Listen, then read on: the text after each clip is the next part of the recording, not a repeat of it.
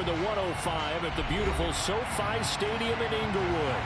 Straight ahead, we punch the second of 2 tickets to the AFC title game, and we've got a great one in store between the Cleveland Browns and the Los Angeles Chargers.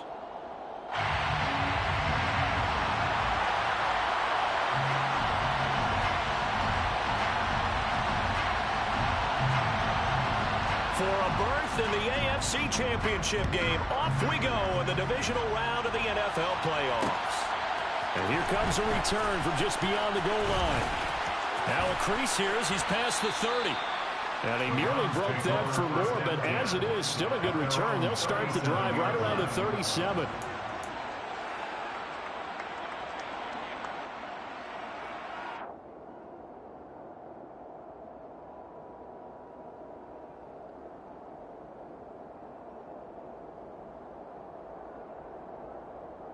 Line of scrimmage, the 37 on 1st and 10.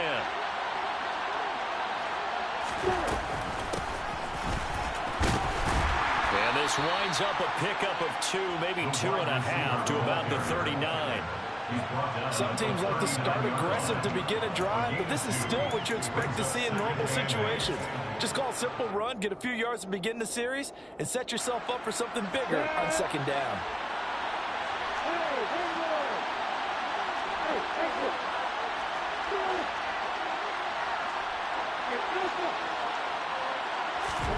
From the 39, Lawrence.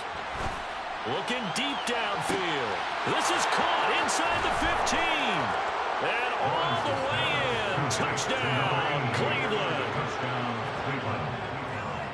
They talked about stringing together some explosive plays here in the playoffs. That was a pretty explosive play. It certainly was. And if you're going to win on the road, it certainly helps to have big playability in your hip pocket, doesn't it? Extra point by York is up and good.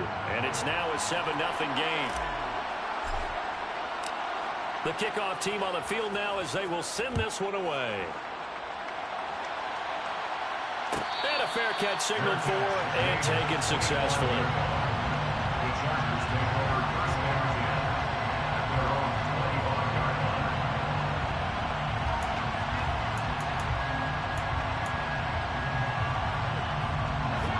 Going to lead up the Chargers here, 1st and 10 at their 25-yard line. Here's a play fake as they set up to throw. Firing quickly here, and that's complete. And he takes us beyond the 35 before going out of bounds. A gain of 11 to kick off the drive, and it's a quick 1st down.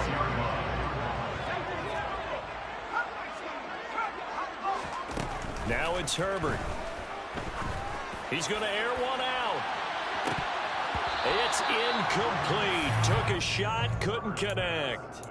Not a great start dropping his first target, but let's face it, it won't be his last chance because he'll get opportunities to make up for that one throughout this game. So after the incompletion on 1st, now 2nd and 10.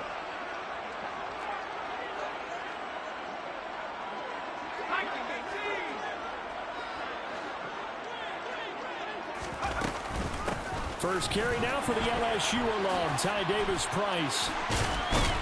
And they bring him to the ground just shy of midfield.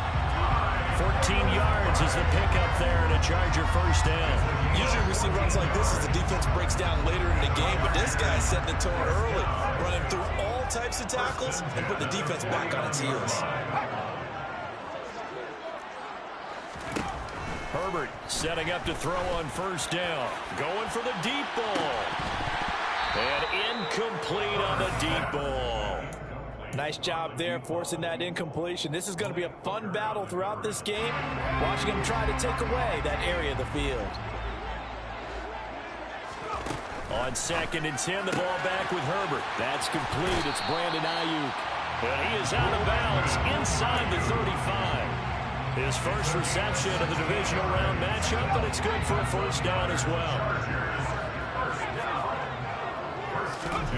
Back to throw here, Herbert. And it's out. He put it on the carpet. And this is picked up by the Browns. And they will take over at the 26-yard line. We have seen this before, and we know coaches preach about this and work on it all the time.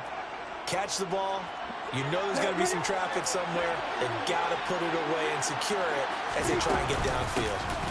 They started on the ground with Eckler. Tackle made there by Matt Milano. That's a really nice, tough run inside, and they gained 5 yards on it. And to be frank about it, most offenses don't expect to get 5 yards on a play call like that. So when they do, they go back to their huddle with a little pep in their steps. They're starting to think that they're starting to dominate the line of scrimmage. And he'll push forward for a couple to the 34. Well, they didn't get a whole lot out of that one, but I think you've got to continue to try and run it and try and keep the defense honest. You mean or else they'll just sit back, dare you to throw it on every down? Yeah, you get your quarterback hit a lot that way, too. An extra defensive back on the field for the Chargers now on 3rd down. Lawrence. He'll get this out wide to Eckler. And it was a stiff arm there that freed him enough to get the first before he's tackled. 9 yards that time. Gotta say, I was a little surprised to see him, Charles, come out in the shotgun on 3rd and less than a yard. Yeah, but the way the NFL is nowadays, we hardly ever see anyone really run for it on short yardage. So they're going to throw the football more times than not. That was a nice, easy rhythm throw right there, and they pick up the first down. Throwing now, Lawrence on 1st down. He's going to loft one deep left side here.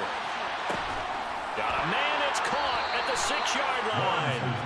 And he's going to be brought down just shy of the 5 at the 6. A big play that time for Cleveland. And even 50 yards.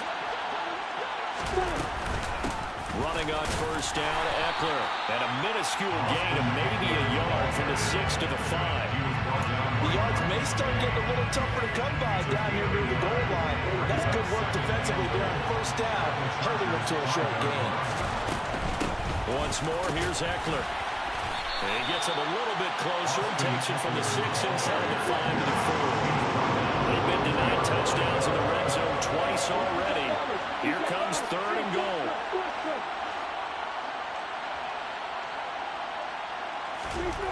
Now Lawrence.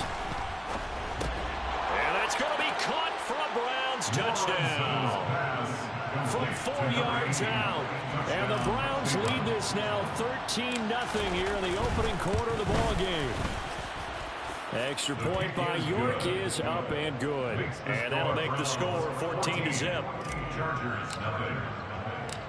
Set now to kick this one away, and off it goes. This is going to be returned from the middle of the end zone. And in hindsight, probably should have taken a knee as he only gets this out to the 16-yard line.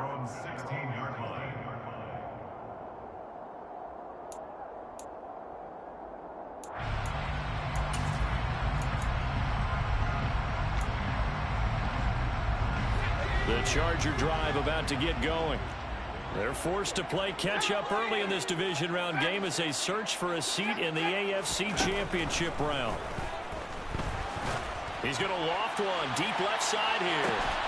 And that's caught inside the 35. Touchdown, L.A. A big play there. 84 yards. And the Chargers are able to strike quickly here as they are in for 6. Extra point right down the middle. And that'll make our score 14-7. The kickoff unit is out on the field, and they will send this one away. And here comes a return from a few steps into the end zone. And ultimately cannot get this out to the 25-yard line as he's dropped at the 23. The Browns drive about to get started. And right now they're saying, hey, let's keep this going. 2 drives, 2 touchdowns. Yeah, can't ask for a better start than that, can you? I mean, this is the way you practice it. This is the way you rehearse it. But right now, the play calling, they're locked in really well. 2 yards on the pickup there. It'll be 2nd and 8. The passing game's been working quite well so far, but the running game's been a little bit of a struggle, and that's a surprise to me. Typically, when you can throw it, you've opened up lanes for your runners. From the 25 on 2nd down, Lawrence. He's going to look deep down the field. And that's going to be incomplete. Good effort there, trying to take a shot, but it's third down. So the failure to connect on second down, that leaves him staring up here at a 3rd and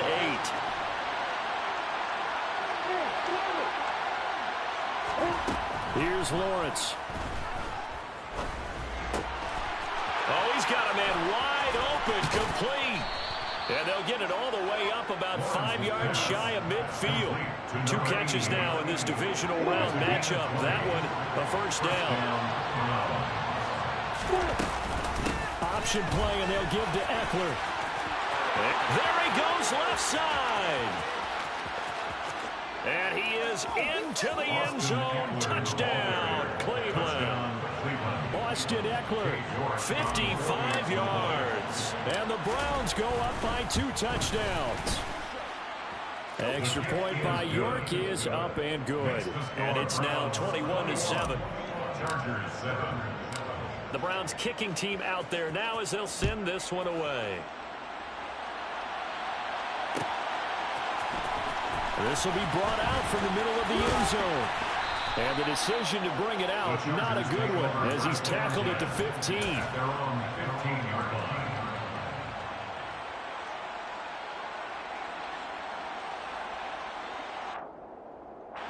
The Charger drive about to get going.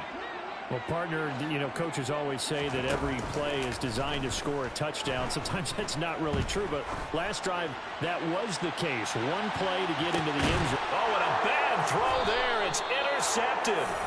Picked off by Kirby Joseph. And the Browns are going to get the football here as he gets this up past the 20-yard line.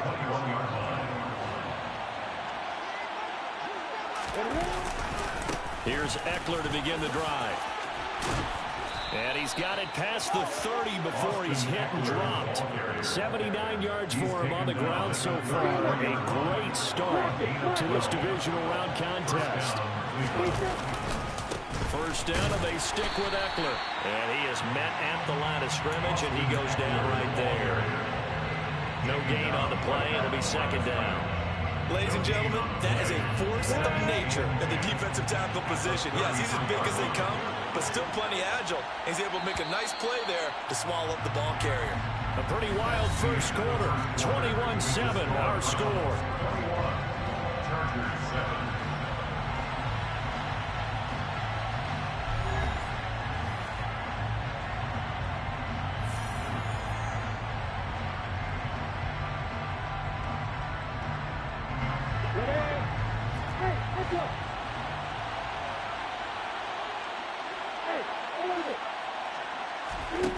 On second down, Lawrence. He dumps it to Eckler underneath. And to the 42-yard line here and brought down there. That'll leave him with a 3rd and 2 coming up. They got 8 yards there. And at his size, he's a smaller back. You can get him the football. He can kind of get lost, make someone miss. It's good for him. Yeah, it's great for him. I like what you said there. Sometimes he gets lost in the traffic a little bit. But get him out in the open field into some space. That plays to his strengths the best and keeps him out of it where all the big boys are, you know, make someone miss in the open field. He had 6 catches in the wild card win, and that's his first one here in the divisional round, and it's a first down. On the option, here's Eckler. 86 yards rushing for him now as he has been strong here in the first half of this divisional round matchup. So they'll come up after the gain of 7 on a 2nd and 3.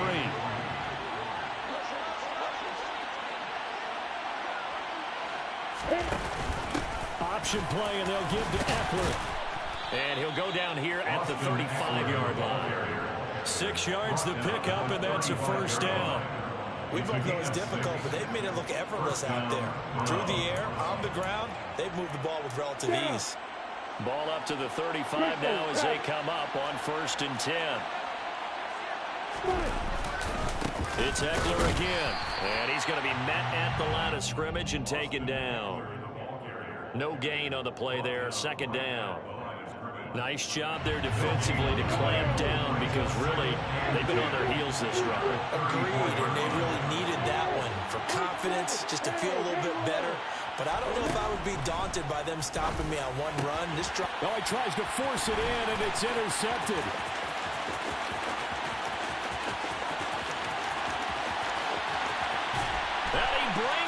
one back. It's a pick six and a Charger TD.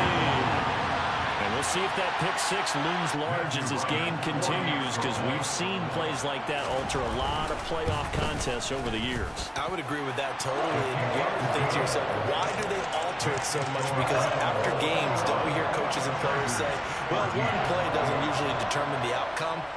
But I don't think that's really true, do you? Because there's times when we see plays like that, and all of a sudden the momentum jumps to that team side, it deflates the other side, and they never pick it back up. And then things really go from there, don't they? That's the thing for me. We talk about momentum changes. A play like that is the ultimate momentum change.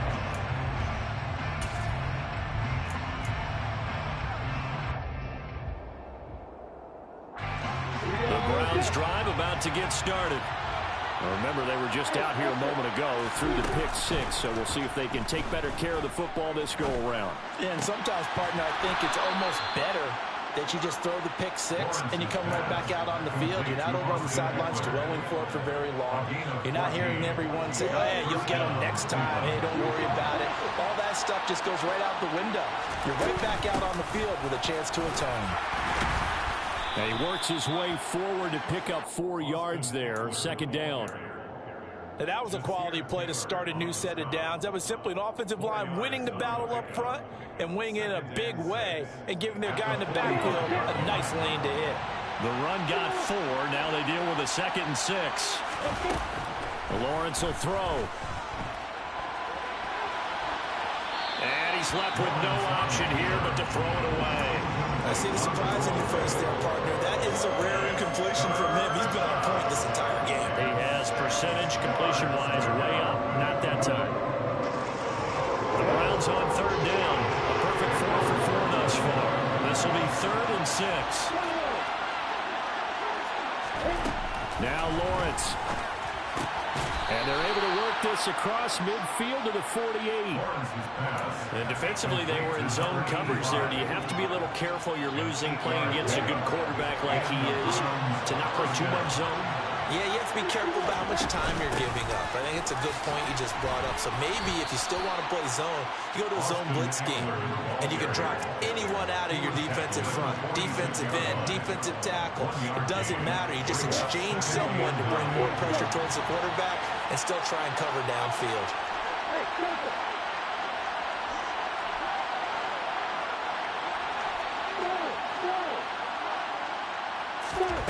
They go play action with Lawrence. Got a man, and he hits him in stride. He's got room at the 30. And he's brought to the ground with another first down at the Chargers 19. That'll wind up a gain of 27 on the catch and run. So here's a 1st and 10 now down inside the 20. They'll run out of the gun with Eckler. And he'll get him inside the 15 down to the 14-yard line. 103 yards rushing for him now as he goes over the century mark here in this divisional round matchup.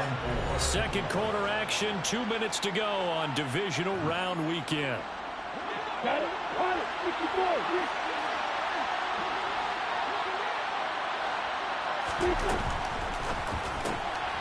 Lawrence going to fire it out wide, complete. And down inside the 10 here before he's out of bounds right around the 7.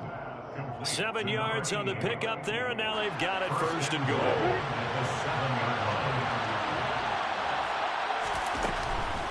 Eckler now between the tackles.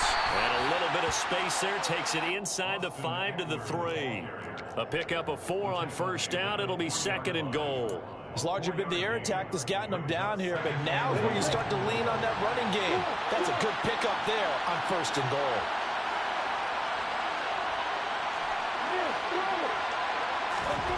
On 2nd and goal, Lawrence under pressure, down he goes. Sacked at the 10. Khalil Mack coming in hard there on the blitz, and he gets him 7 yards behind the line of scrimmage. Well, that's what they have to do more of defensively, not just getting sacks, but have to keep getting in his face, not let him get his feet set and deliver. He's been calling him up previously. Yeah, already has a couple of touchdown passes. About time they put a few grass stains on that jersey. And this is caught. Touchdown, Cleveland. A great play there with his second touchdown here in this first half, as his guys are able to extend their lead. York on now for the extra point.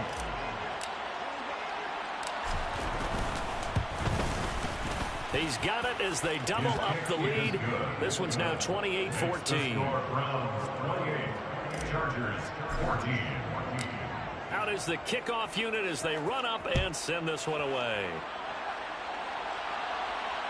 And no return on this one as the fair catch is signaled for and taken. The Chargers take over first down 10 at their own 21. The Charger drive about to get going. And for this offense, Charles, you got to think kind of crucial here to put something together on this drive, because remember last time out they threw the interception on the very first play. And you can't afford to let this defense keep building any more momentum. They're playing awfully well, and they're awfully confident right now. To me, it's time to attack and take some of that momentum back, but make sure you're selective in doing so. Understand where you want to throw the football and make sure it's open before the ball leaves your hands. So here's a 1st and 10 at the 38. Herbert. That's into a crowd and intercepted. And the Browns are going to take possession of the football. An unfortunate sequence there, trying to get points before intermission, but now the interception, and their opponents have a chance to possibly pad their lead. Yeah, they had an opportunity there, and they weren't able to capitalize on it, and that's something that could come back and haunt them later. They're begging their defense now to keep them from scoring before the half ends. Now the Browns will use the first of their 3 timeouts, as the clock will stop with 35 seconds to go in quarter number 2. Out of the gun, it's Lawrence. That's caught at the 1. Touchdown, Browns. A great effort there with his second touchdown here in this first half. And the Browns continue to pull the playoff surprise as they lead big here on the road. Extra point by York is up and good. And the lead now to 3 touchdowns at 21.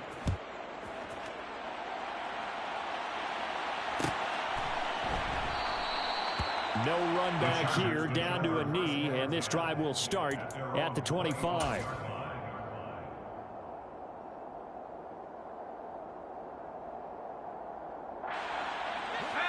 The Charger drive about to get going. I don't think they need to be reminded of the situation here. I mean, the clock is dwindling. 3-score deficit waiting for them at halftime unless they can get something on the board here before intermission. Now the Chargers will use the second of their timeouts as they'll stop the clock with 24 seconds to go in this first half. They'll operate from the 32-yard line here, 2nd and 3.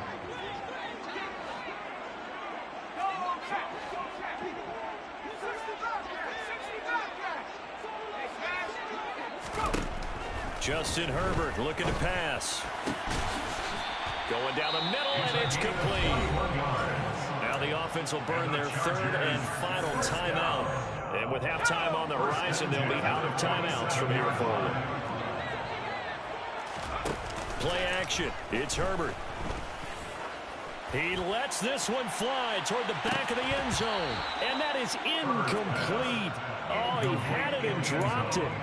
That is an unforced error there, and it takes away what could have been a touchdown. An incomplete pass on 1st down. That leads to a 2nd and 10.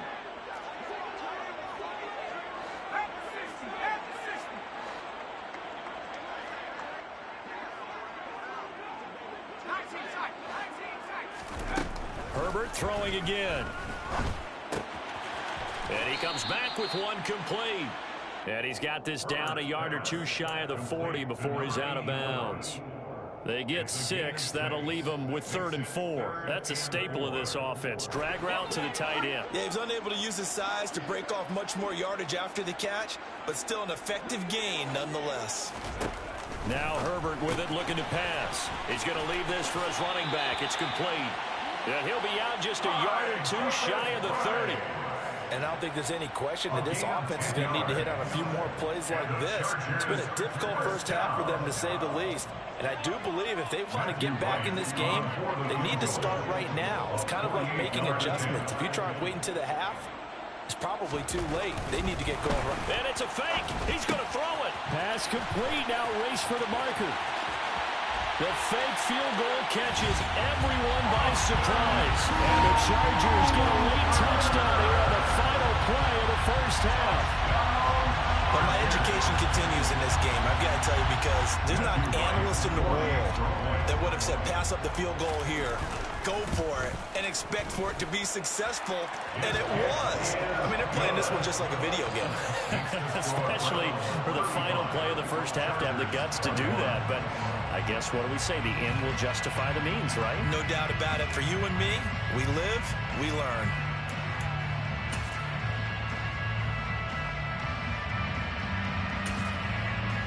And we welcome you back now. Alongside Charles Davis, I'm Brandon Gunn, getting set for quarter number 3 here. Win or go home, that's the name of the game, and we're back underway with the second half of this AFC divisional round.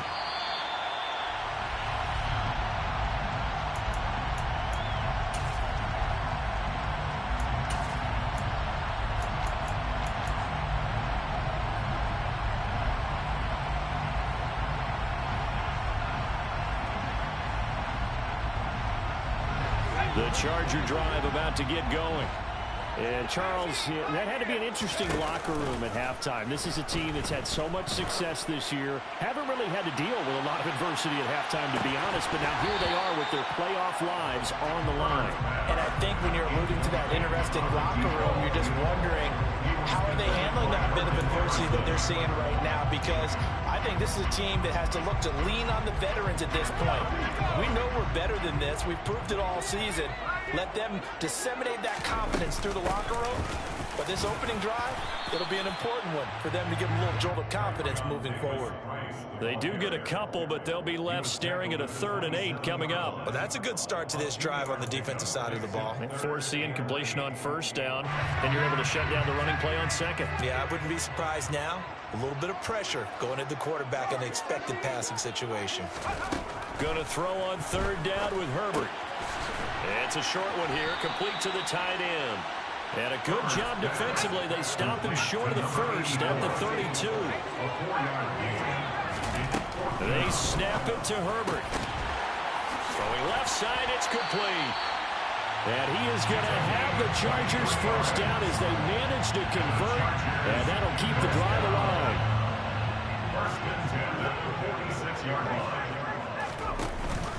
Davis Price on 1st and 10. And he gets this inside the 35-yard line. 42 yards rushing for him now. He's carried the ball just 5 times. So they'll come up 1st and 10 now from the 33. 1st and 10 at the 33-yard line. First down, and they go right back to Davis Price. And the second wave of tacklers is going to get him as they stop him behind the line. Maybe just a slight detour on what's been a strong drive. Here's 2nd and 11. They'll fake the handoff. Now Herbert. There goes a deep ball. End zone. He's got his man. It's caught. Touchdown, Chargers. A great play there. His 2nd touchdown of the afternoon. And the Chargers have got it back to within a score. Extra point splits the uprights. And that'll cut the lead down to a touchdown. The kick unit on here for the Chargers as they will send this one away. From a yard or 2 deep, here comes a return. And he'll be brought down at the 28-yard line, so the decision to bring it out of the end zone gets him 3 more. The Browns drive about to get started. And maybe some renewed pressure on this unit following the touchdown a moment ago. It's back to a 1-score game. And because of that pressure, because it's now a 1-score game, they know this is where you need to slow the momentum change. Because otherwise, that could overrun your team. You've got to be careful right here. After the loss to start out, here's 2nd and 11. The slot man in motion right.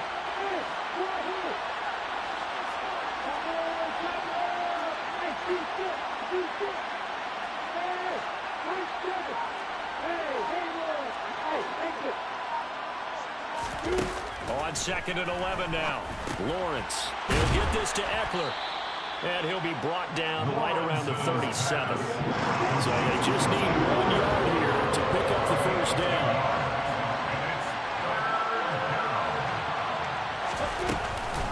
They'll try to pick up the first with Eckler.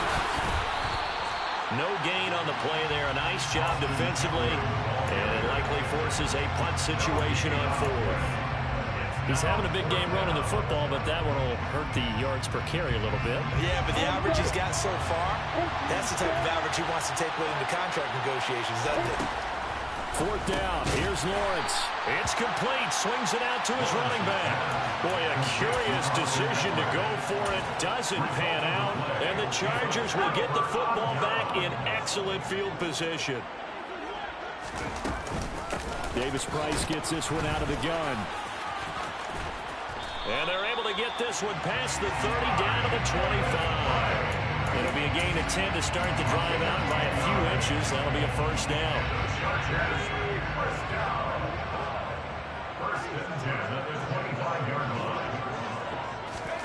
Herbert takes it and just pops it forward. Down right around the 25. A nice play design there with the touch pass. Looked good at the start, but bottom line, the defense was ready. And they did a nice job scouting, didn't they? Not just scouting, but now executing once they saw the play for real after having worked on it all week in practice. They drilled on the play, then they drilled in. That one good for 13 and a Charger first. That's a nice catch there. Remember, he had the fumble earlier. No way he was giving up the ball in that situation. Secured it tight to his body and picks up the first down. Give to Davis Price up the middle here. And he's able to get it down to the 2-yard line. That one good for 10 yards. And it'll be second and very short. On any explosive run, you can almost feel the ground shaking, and that's from the offensive linemen creating space for their runners. I had an old coach tell me before, they always told his runners, run around the offensive line in pregame. Get used to the ground shaking so you don't trip and fall when it happens in a game. Now they bring a receiver in motion right. 2nd down, and again, it's Davis Price. And he takes it in for a Charger touchdown. Ty Davis Price taking it in from 2 yards out. And the Chargers are an extra point away from drawing level. Point after, right down the middle. And it will tie our game here in the 3rd. Nothing separating these two teams on the scoreboard as the kick's away here. They'll elect to bring it out here from the end zone. And only able to get this to the 19, so probably should have opted for the touchback.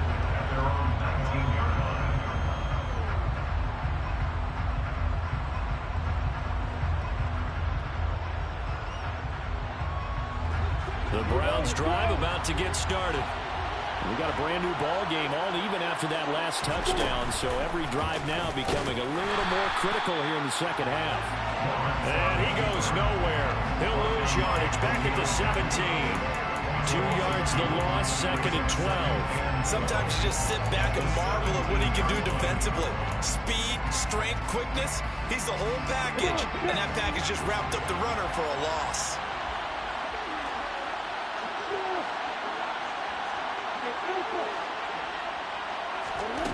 On 2nd and 12, Lawrence. And now look at this. Big gain, but a fumble. And this is recovered by the Chargers.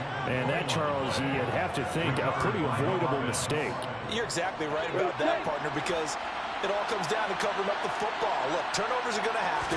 They're inevitable. But in a tie game in the 3rd quarter, those turnovers can change the tide of the ball game. And now, it's up to their defense to try and bail them out. Got to take care of the rock. It's a pickup of 4, and it'll bring up 2nd down. Nice chunk of yards on 1st down. It really opens up your options for what you want to do on 2nd. You go right back to him and hope he explodes, or sucker the defense in before throwing over the top. And it's a short one here, complete to his tight end. And he is out of bounds, but not before he's inside the 30.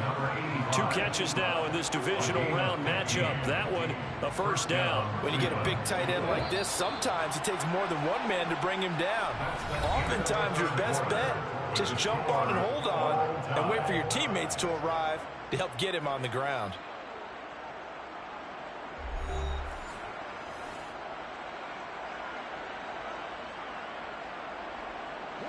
So signs of life in what's been a dormant offense in this second half. Here's 1st and 10. Looking to throw, Lawrence. And he's got his man in stride, complete. And he'll be taken down at about the 22-yard line. I don't care what sport you're playing.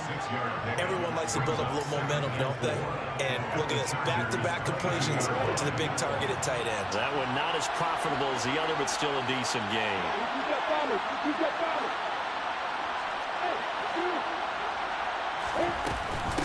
On 2nd down, Eckler. And on this one, he'll get to the 15, right at the 15-yard line. 117 yards rushing for him now as he has been tremendous all day long. Oh, that's one to warm the hearts of all those old-school football players, isn't it? Tough, hard, gritty run, got behind his pads, bowled over a few people. Look at that one, right up the gut. Saw through 3 quarters, no reason to lighten up now. 7 yards on the pickup there, and it'll leave him with a 2nd and 3.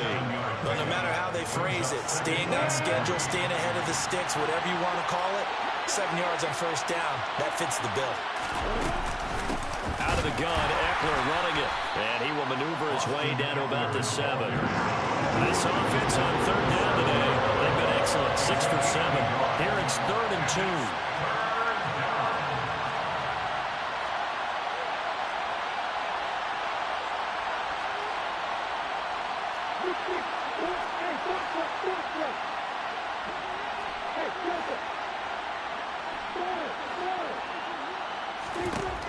Now Lawrence to throw. Toward the end zone, but that's going to wind up incomplete. That's a pretty play there. Got in at the last second, helped force the ball free, and kept them out of the end zone.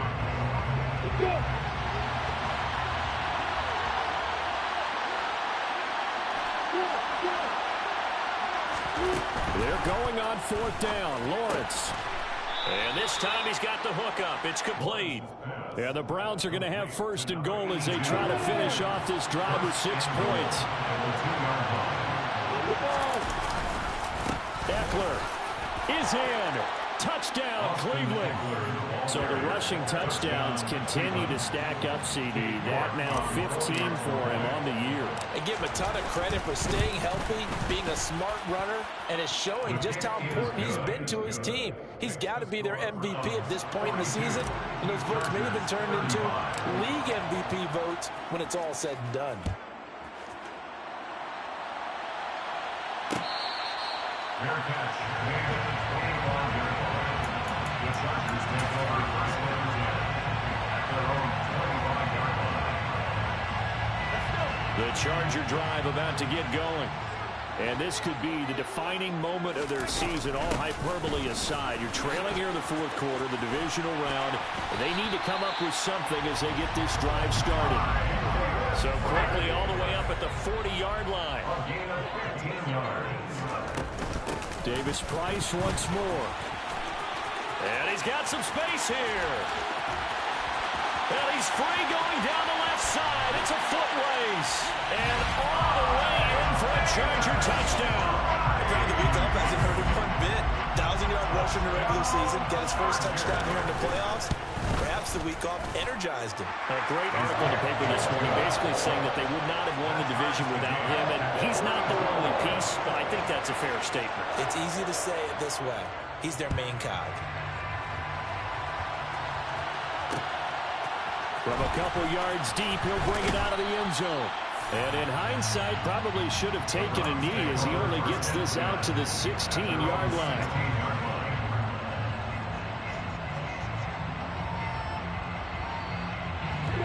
The Browns drive about to get started. And as a fan of the NFL, not much more you could hope for in this divisional round matchup. Tie game, fourth quarter. A lot of these fans with their hearts in their throats waiting to see what happens here. Khalil Mack picks up his second sack of the afternoon. I wonder if they're wandering back to the huddle thinking to themselves, can we just hit rewind and go back a play? Definitely not the down they wanted to begin this drive by giving up a sack. But for the defense, that's exactly how they drew it up.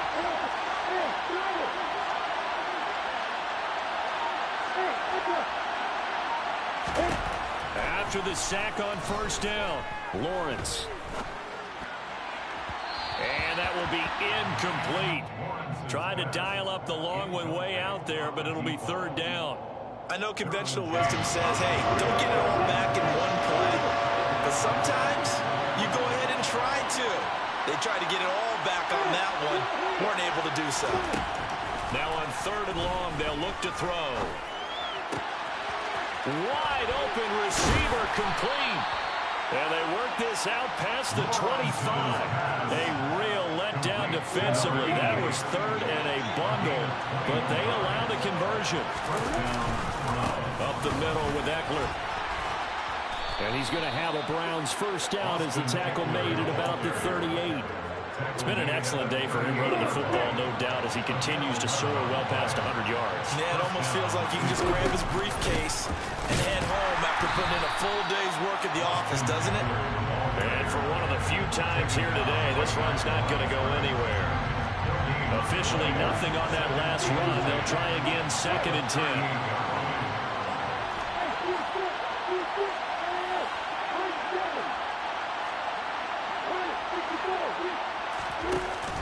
On the option, here's Eckler. And a good swarm to the football defensively as they get him down at about the 40.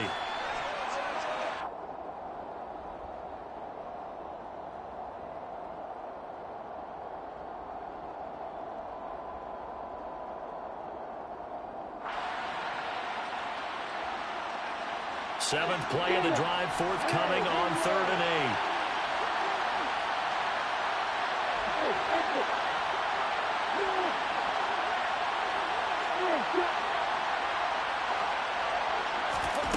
Throwing now, Lawrence. He's got Eckler, and he's going to come up a few yards short. Brought down at the 45. 5 yards, not enough, and it'll be 4th down. They got the completion. Now, they probably had 2 plays called in the huddle, so they've got to get to the line of scrimmage, get set, and run their 4th down play.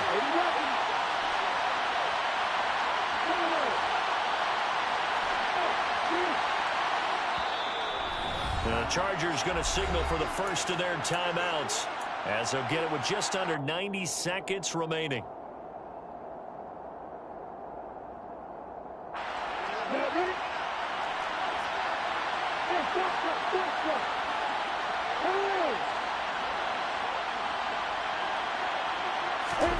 And they'll try and throw for it with Lawrence.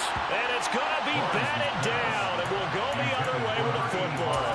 The Browns unable to move the chains on 4th down. And it'll be a turnover on downs.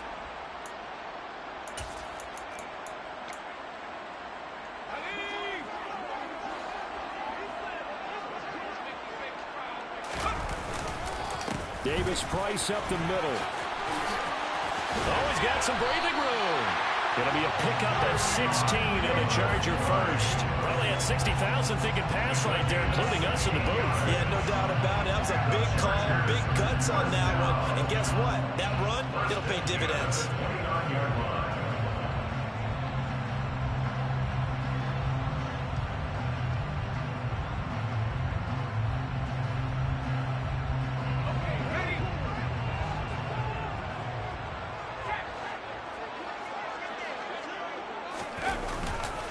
Another touch for Davis-Price to the 27-yard line. Now the Browns will use the first of their 3 timeouts as the clock stops here with 46 seconds left to play. The last run good for 2. Here's 2nd and 8.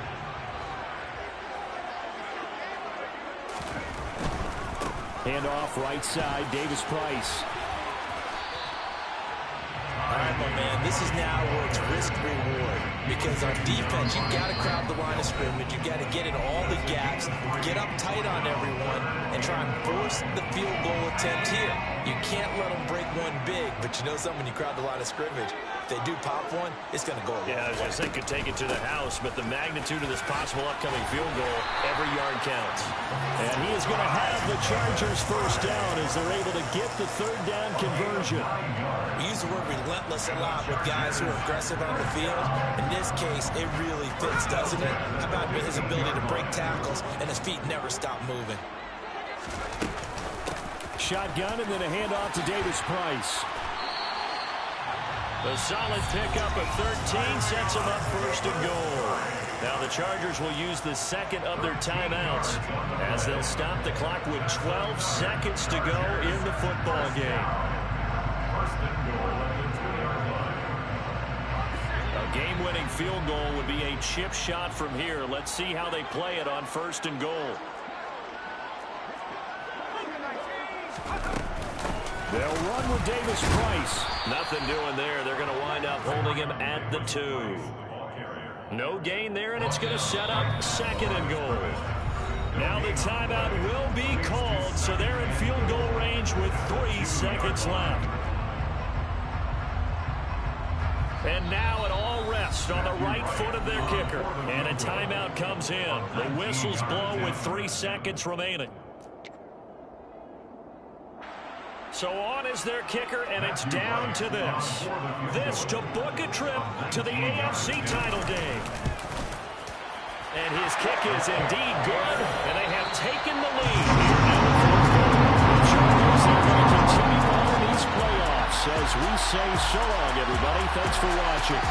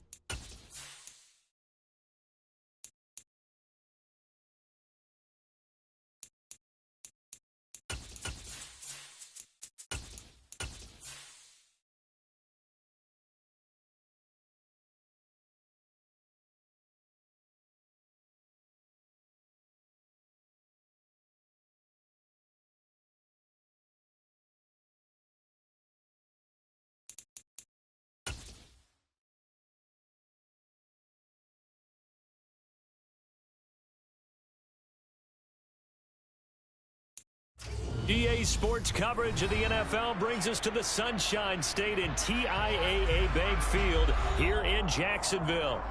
Tonight, we kick off Week 3 with a great Thursday night matchup between the Indianapolis Colts and the Jacksonville Jaguars.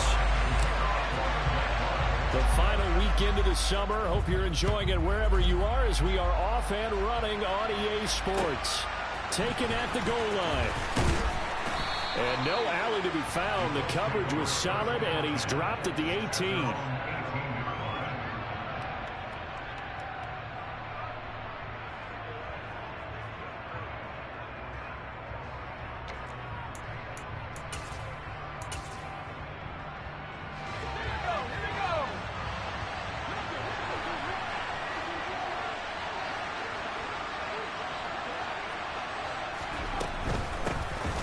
Carry by Taylor to start the drive. They'll wind up getting a yard on the game's first play at second down. Well, it's hard to have vision as a runner and find a hole when there's nothing but defenders in your way. They stacked that one up really well. But give him credit. Instead of trying to bounce it out and turn it into a big play, which might have turned into a big loss, kind of just took his medicine there and took the 1 yard. So the completion results there in 9 yards. And that's going to make it third down and less than a yard. They'll try and run for the first with Taylor. And he'll get it up near the 35, right at the 34 here. Give him 6 yards, and they do convert on third. Faced with their first third down conversion opportunity and able to punch it through and pick it up on the ground. And to me, doing it on the ground sends a different type of a message than throwing the football. And, you know, let's face it, we've done a lot of games together. How often have we seen third down turn into an automatic passing down no matter what the yardage? Yeah, and last thing you want, that opening drive to go 3 and out. You got everything scripted, lined up. Let's get some points on the board, and they're able to avoid that 3 and out. Chalk that up as a 4-yard loss, and now it's third down. Well, that play was over before it even got started. Thanks for nothing, huh? How about that? That sets up a very difficult third down call now.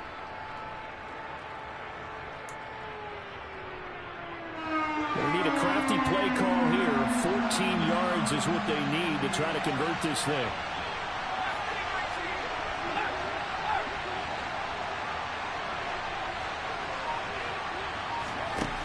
Now back to throw.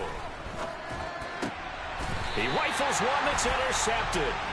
Picked off by Tyson Campbell.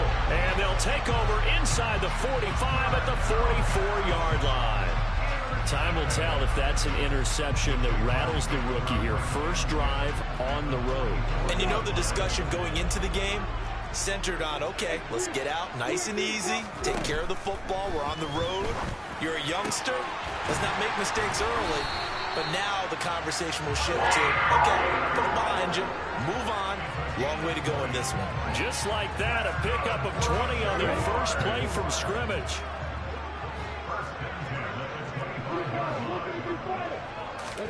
Now Lawrence on first down. And that one drops down, incomplete. Good coverage there, forced the ball free, and it's second down. The Jaguars at 1-1 through 2 games thus far. It's not a start that's going to set the world on fire, but they've been pretty solid nonetheless. And the first thing that crosses my mind, it certainly beats the alternative of starting 0-2. I do think that this is a team that's going to take a little time to find its footing. Hard to navigate the always tough NFL. Brandon, we saw these defenders flying to the football in their win last week, and nothing has changed. They're still moving around quickly and forcing incompletions.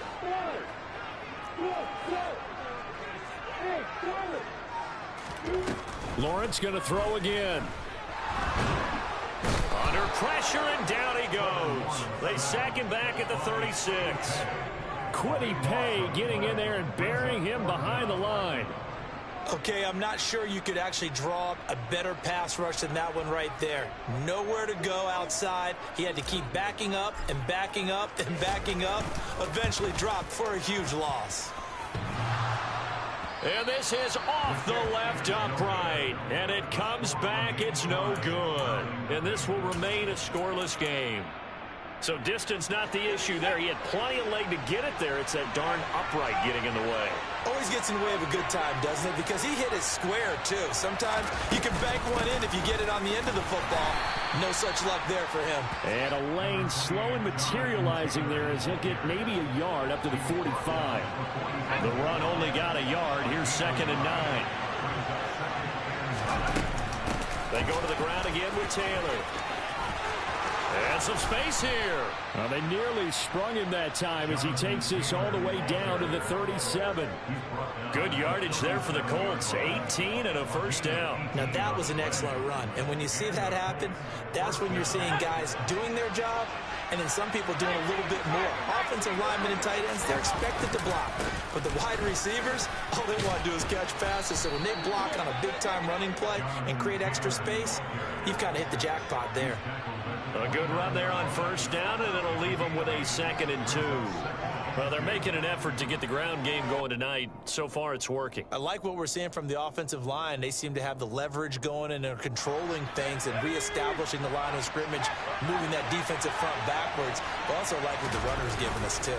It appears that he's been waiting all day long to get out here and take off. And they move this all the way down to the 9. It's the first time that they've looked his way tonight, and he comes up with a first down on the play. 2nd and short, that's a rundown, so it's definitely a good time to go play action if you're feeling it. And they do so and pick up a first down. Here we go now on 1st and goal. He'll drop to throw. And his throw here's incomplete. Well, they certainly did a nice job there, picking him up out of the backfield and then running stride for stride with him. That's good coverage, and it led to an incompletion.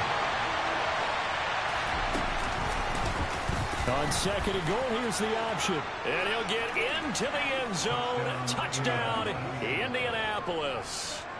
It's their quarterback. His 5th touchdown now on the year. And the Colts put the Knights' first points on the board as they take the early lead. The point after is good, and that makes the score 7-0.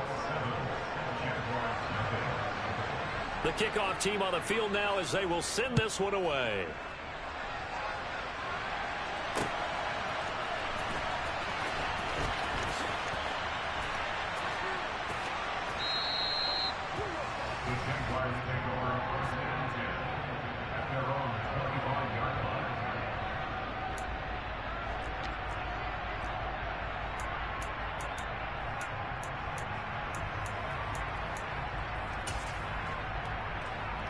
The Jacksonville offense set to begin their next drive. They come into this one off the loss over the weekend, but you say if you're going to play a Thursday night game, this is the week to do it. He's got a man complete.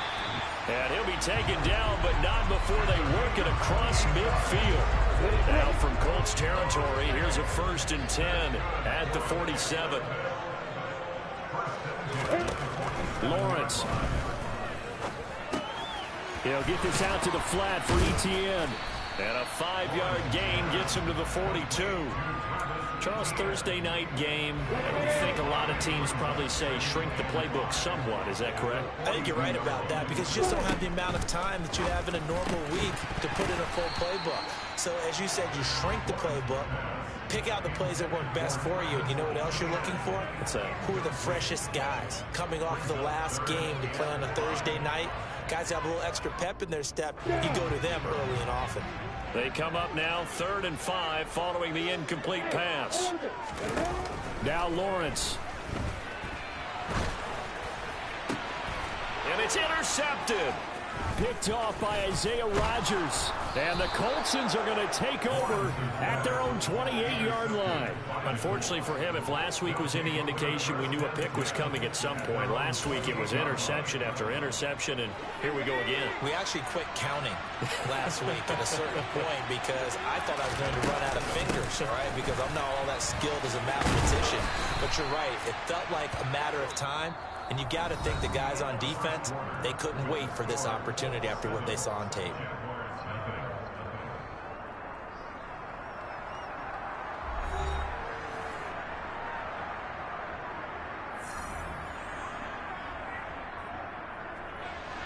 The first down run got 5. Here's 2nd and 5.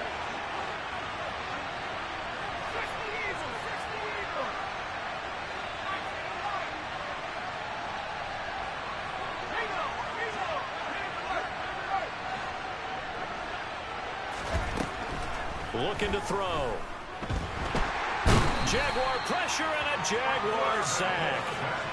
A well-designed corner blitz that gets him for a loss of 8 yards. Not an easy spot here. They'll be in search of 13 yards to try to pick up the first.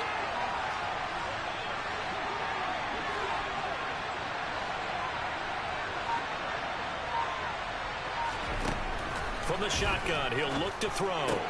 Throw taken in by Taylor, left side. And he'll be out right at the 35. They pick up 10, but it'll still lead to a 4th down. Brandon, it certainly looked like they had that play defended well, but it still almost worked. Got it to the running back. He wound up getting really good yardage out of it. But it was 3rd and long, and they were able to rally and stop him before he could get to the marker. It's taken to the 26. That'll go as a punt of 34 yards that time. And the Jaguars go on offense, 1st down and 10. Jaguars come to the line to start their next drive. As the offense comes out here, Charles, remember they threw the interception last time out, but they were moving the football down the field. Looked like they were going to have a sustained drive that ended in points, but then the pick ensued. And because of that, there's no way you can call the last drive a success. Yes, there are things to build on because they found some play calls that work. Now, they've got to build another drive and find a way to avoid the turnover the Plague did on the last one. This will be stopped about 2 yards shy of the marker. 8-yard gain, 2nd and 2. 8 yards the gain on that last run. Here's 2nd and a couple. They go play action with Lawrence. And he takes it in. Touchdown, Jacksonville. A great effort there with his first career NFL touchdown. And the Jaguars are an extra point away now from tying this ball game. Extra point right down the middle. And we are tied at 7.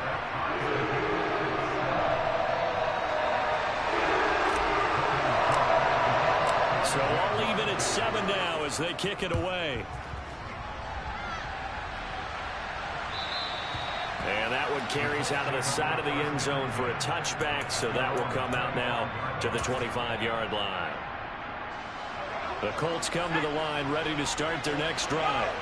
They are riding a 2-game winning streak into this Thursday nighter. How easy is it when you're on a roll to stay on a roll given the quick turnaround? Well, you would think it'd be pretty easy because everyone's locked in practice and meetings because everyone feels good about themselves. And for coaches, this is what they have to tell themselves. Don't add too much. Don't worry about game plans as much as players. So look at your play sheet and think, give it to the guys who play best, and don't worry about the rest of it. And this is caught by Watkins. And they'll get this well past midfield before being stopped just before the 35. So apparently some grabbing there in the middle of the O-line. I've often wondered why that doesn't happen more often for guys that play center. Having to snap the ball and then trying to get your hands into the proper position, that's difficult to do. He got caught that time. He'll take a shot downfield for Pittman. And that is incomplete. But this defense is going to have to finish the job. There's still a second half that they have to play. But so far, an absolute total effort. They've disrupted the passing game, stressed the pocket for the quarterback. They forced him into errant throws. Everything they're doing has been executed well. The Colts send out their punter as he'll kick it away for the second time.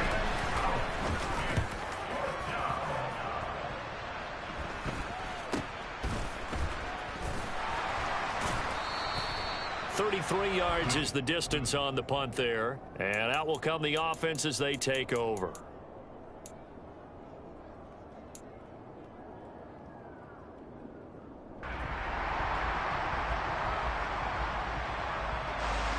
The Jacksonville offense set to begin their next drive. Early on, you know, Charles, every game could be called a measuring stick game. But I think when it comes within your division like this, it's a measuring stick game with a little... And that is going to be pulled in one-handed. Wow. It's a big play for the Jaguars. 58 yards. offense. Well, that didn't take long. One play, and we're already looking at a first-and-goal situation. Etienne will get it into the end zone for a Jaguar touchdown.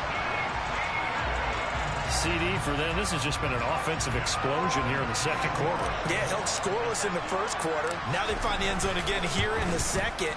Sometimes you just have to have some patience. A lot of people think it's always an adjustment. You have to change what you're doing. Sometimes you just have to do your game plan just a little bit better. And I think that's part of what we're seeing here. After the touchdown, Cook now to kick this one away.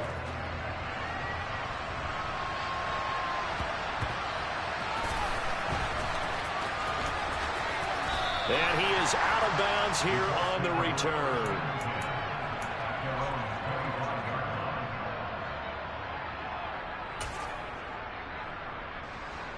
The Colts come to the line ready to start their next drive.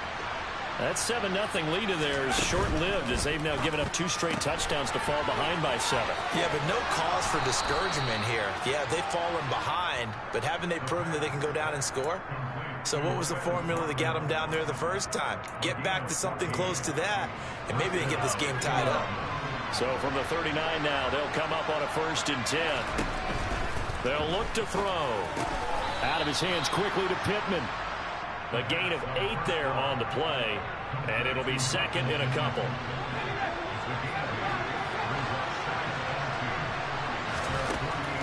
They'll drop to throw. And he'll be hit as he releases it, and that'll fall incomplete. Well, this is a half where not just the coverage, but the entire defense is setting the tone in this game. The tight end Henry here in motion.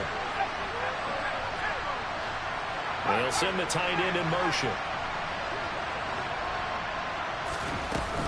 On 3rd down, here's Taylor. And he's got enough for the first across midfield to the 48. We've hit the 2-minute mark of the second quarter. 14-7. A gain of 4 that time as the drive continues.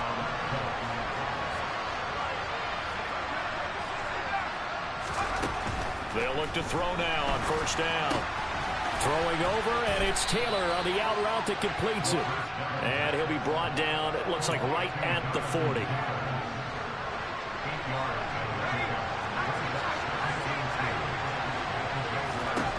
Second and 2. And this is incomplete. Oh, it looked like he had a pretty good line on that one. That would have been a big play, but he could not pull it in. Trying to keep the drive going here. This is play number 7 on 3rd and 2. From the gun, it's Taylor. And he won't be close to a 1st down as he runs into a wall right around the line of scrimmage. Now the defense going to use the first of their timeouts as they'll head to the sideline and talk over what to do next. In motion right is Watkins. They'll set up to throw. And this is caught. That's Watkins. And he is going to have a Colts 1st down as they pick up a big chunk of yards to boot. 18 of them.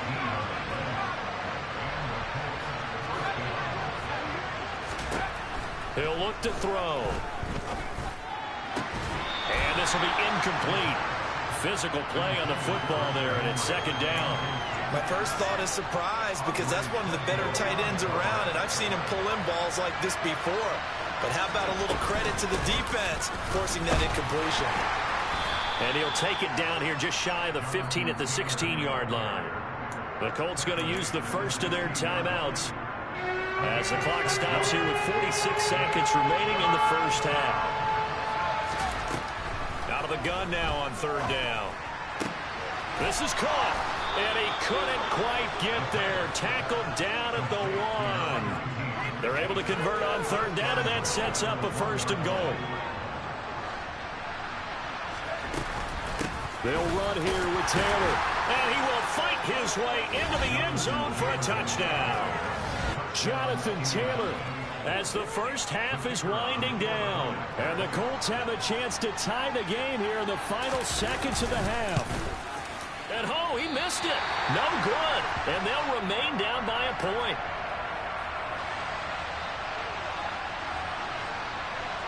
So not much time to speak of remaining in this first half as the kick's away. This will be fielded inside the 5. And up to about the 26-yard line, just across the 25.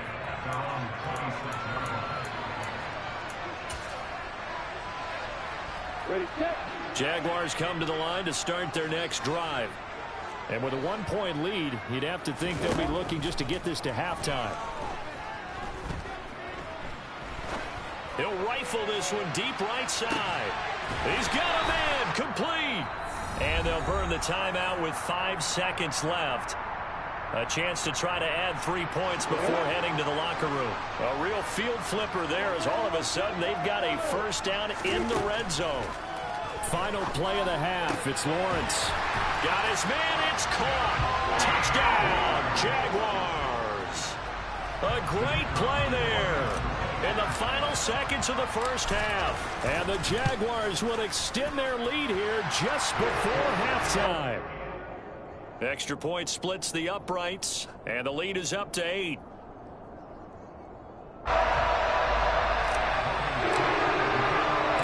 So barring a touchback, this likely the final act of the half as the kick is away.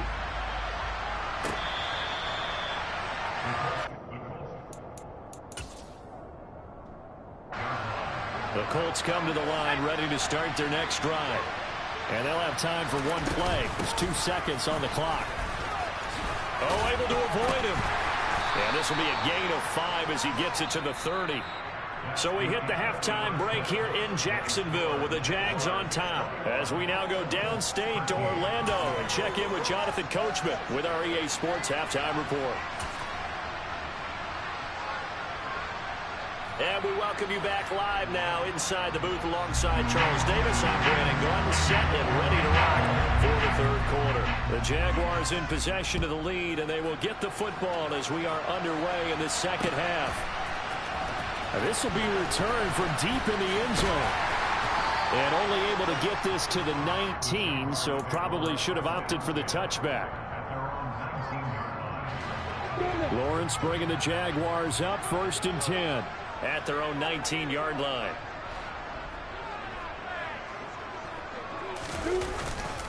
Second half starts with a run by Etienne. And he's got it past the 30 before he's hit and dropped. Right off the bat, it's a first down to start the drive, 12 yards.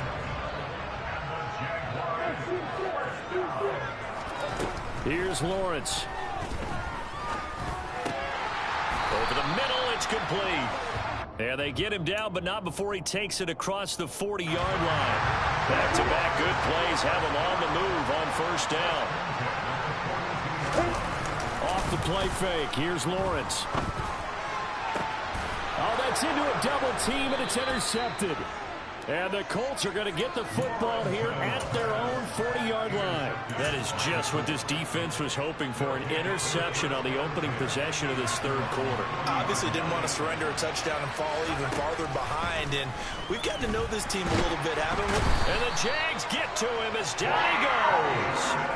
The sack coming from defensive end Cameron Jordan. He found his way into the backfield, and he simply would not be denied. Well, they say that life's all about opportunities, and that holds true when you're playing defense as well.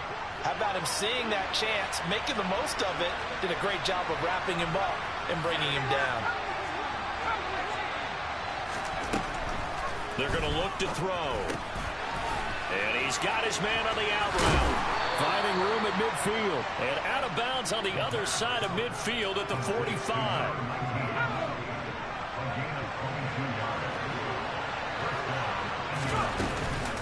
First and 10, Taylor now. And he's able to get this one down to about the 40. 5 yards is the tally on first down. That brings up 2nd and 5. Oh, that was a thing of beauty right there. Look at how quick those blockers fired off the line once the ball was snapped. That was an O-line on a mission, all in sync, and the defense is lucky that play only picked up 5 yards. And he can't escape, and down he goes.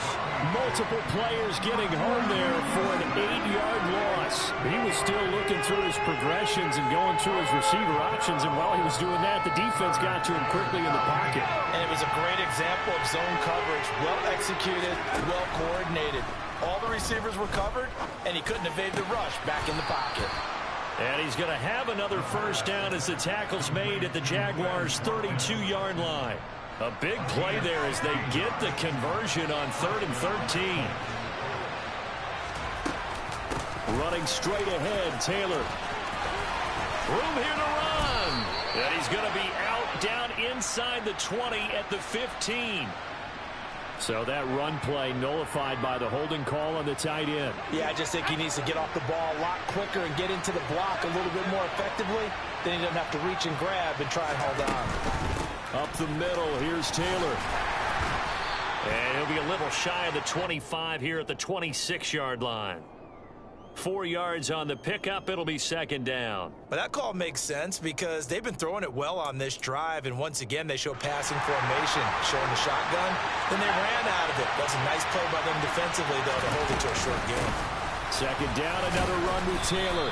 Down to the 25. Just a yard on the pickup there, and it'll leave them with a 3rd and 3. They know that old expression, it's not my night.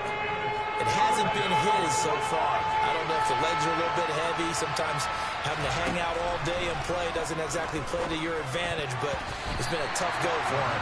And every time he looks up, somebody's there defensively. That was the same case on that play. How about this defense? They came up with a couple big plays in this sequence, and none better than the one right there, forcing the incompletion and bringing up 4th down. This is complete to Watkins on the slant. And he is going to have a Colts first down as they find a way to convert on 4th and 10. Inside the red zone here. They'll look to throw. Now this will be swung out wide for Taylor. And he's going to be marked down just outside the 10. And we see another pitch and catch there to the running back. This position just continues to evolve. They become just as critical to the passing attack as a lot of receivers, tight ends, because their ability to make people miss in the open field can really generate big plays for an offense. It's a 5-yard gain, but they'll still be a yard short here with 3rd down now looming.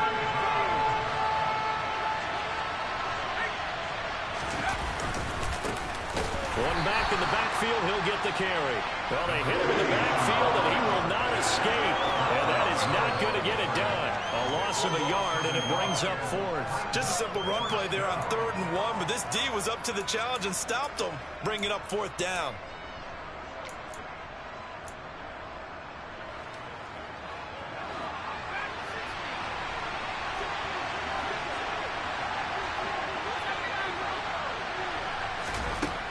Out of the gun, they'll look to throw. And a quick throw here, that's complete. And the Colts are going to have 1st and goal as they try to finish off this drive with 6 points. 1 quarter remains here in this Thursday night matchup. We'll return with more after this. You're watching the NFL on EA Sports.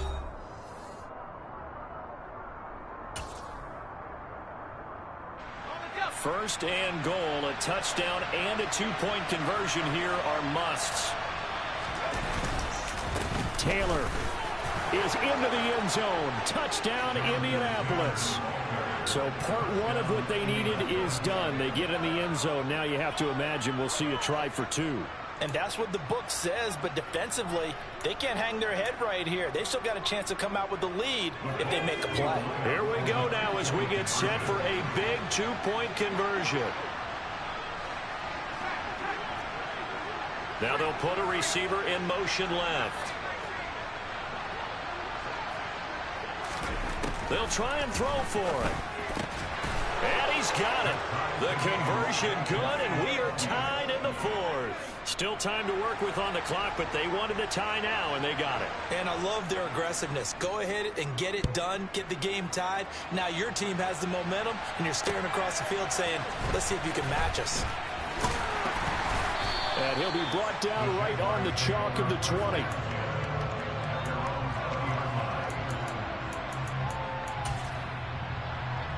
The Jacksonville offense set to begin their next drive. They no longer have the lead after that last touchdown, all tied up in the fourth quarter. And a chance for this offense to mount a potential game-winning drive right here. And this is going to be intercepted.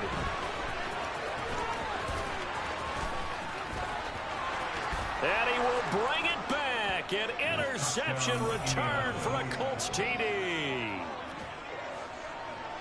Make it back-to-back weeks now with a pick six for him. He had one a week ago. Talk about being in the groove, and what are the odds of what we're seeing right here? You don't see it happen very often. Listen, if you get a pick six in a season, it's been a big year, let alone back-to-back weeks. I'll tell you this, I wouldn't play cards against this guy in the locker room. So they'll get another shot on offense following that pick six, and now the kick is away. Take it in at the 3. And he'll get it up past the 20 to about the 22. At their own 22-yard line.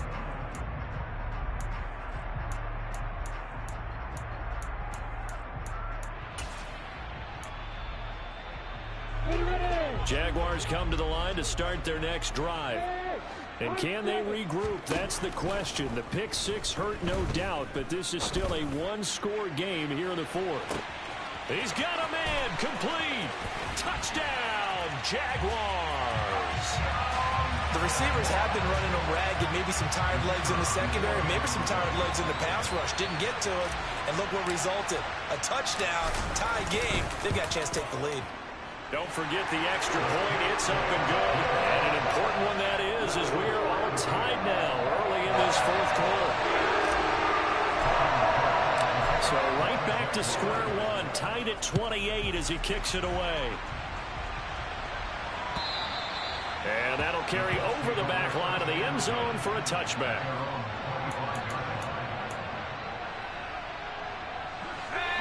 Both teams working on short rest, but this has been one of the better Thursday night games we've seen as they come up here on 1st and 10. They'll run with Taylor to begin the drive. And they get him down, but not before he takes it across the 40-yard line. 93 yards on the ground for him now as he has gotten better, really, as the night's gone on. Another carry for their leader and a good one.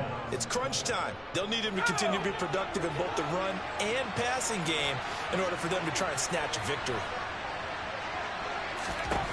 Now on first down, he'll drop to throw it. Got a man over the middle, and it's complete. And he'll go down, but not before getting this inside the 30. Another big play here as they strike for 31. Well, if you're a fan of offensive football, this game is for you because this one's been much more like a tennis match than a football game. Back and forth, and there's another example right there of another big play in the passing game. 2 yards the loss, 2nd and 12. Brandon, that's what you call being manhandled at the point of attack, and I know the offensive line gets a lot of blame for that one, but occasionally the defense just knows what you're going to do. Maybe they scouted it perfectly, maybe someone tipped it off, but on that play, it had no chance. The toss here completed to Pittman, and they're going to get this down to about the 17-yard line here. And partner, in a tie game in the fourth quarter, you and I both know in the NFL, that's when you lean on your stars, and he came through with a nice catch right there. From the red zone now, they'll look to throw. And this is going to be intercepted. And the Jags are going to take possession here as they've got it at their own 4-yard line. Those INTs all sting, but you throw one in the red zone, I think especially as a rookie, maybe it stings a little bit more. I think what you're saying is they don't all count the same, do they? Right? Interceptions in the red zone that you've given up points now, those are precious, so you have to learn from those and in a hurry. The Jacksonville offense set to begin their next drive. Now ETN to start the drive.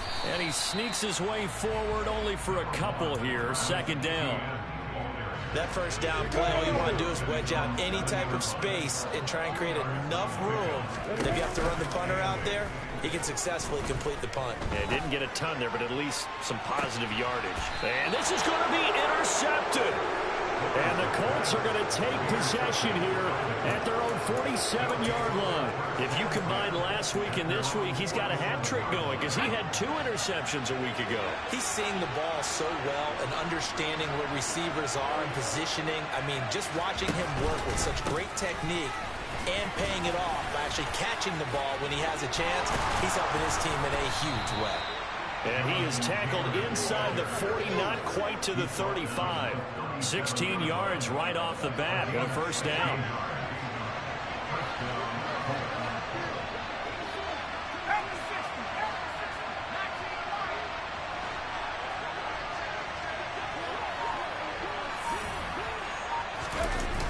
Off the play fake, he'll look to throw.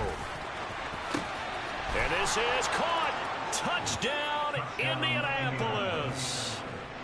Quez Watkins, 37 yards. And the Colts have broken our tie and have taken a fourth-quarter lead. Extra point up and through. And they will take a 7-point lead.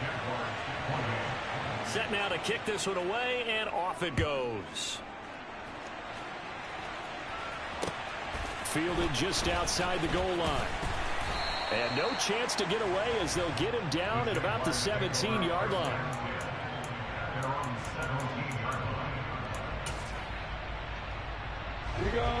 Jaguars come to the line to start their next drive. They now trail by 7 after that last touchdown here in the fourth quarter. What a big spot for this offense. And that's intercepted yet again, and that could be the backbreaker.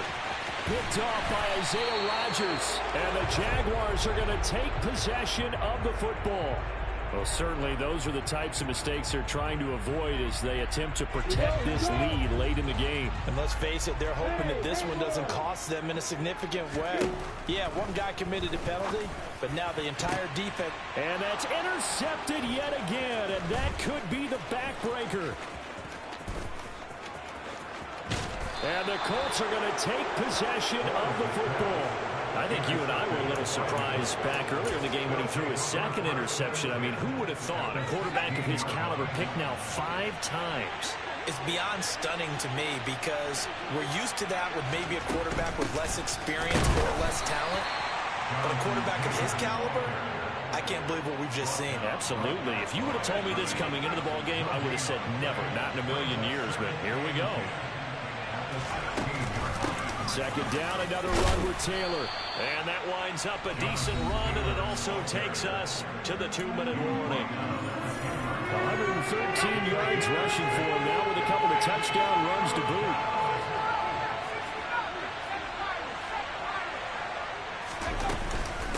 They run once more with Taylor. And he's able to pick up the first before he's brought down inside the 5 at the 4.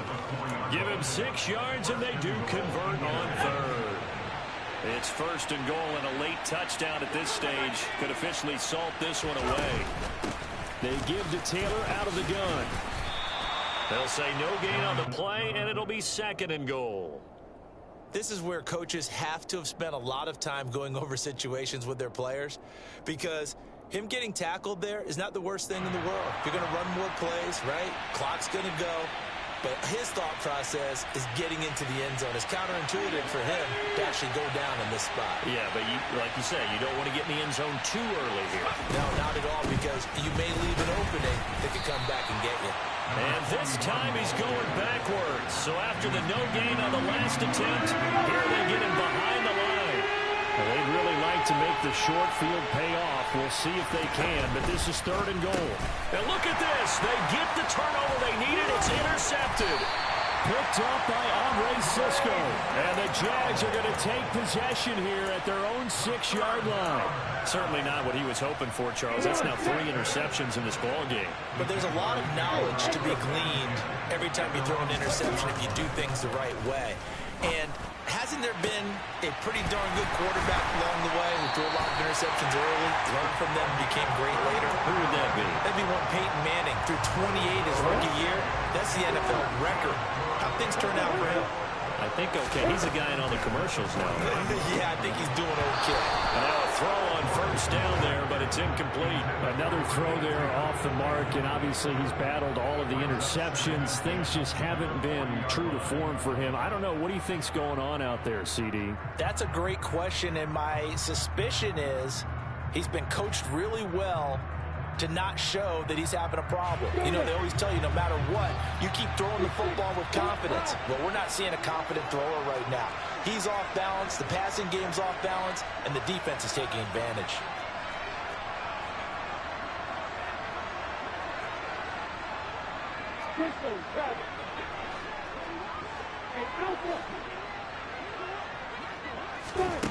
Back to throw, Lawrence.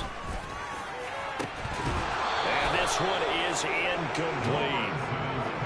Back-to-back incompletions, but we know this is definitely four-down territory. Time not on their side. I don't think they want to try and get the first down in 2 installments. I think they got to go and get it right here, right now.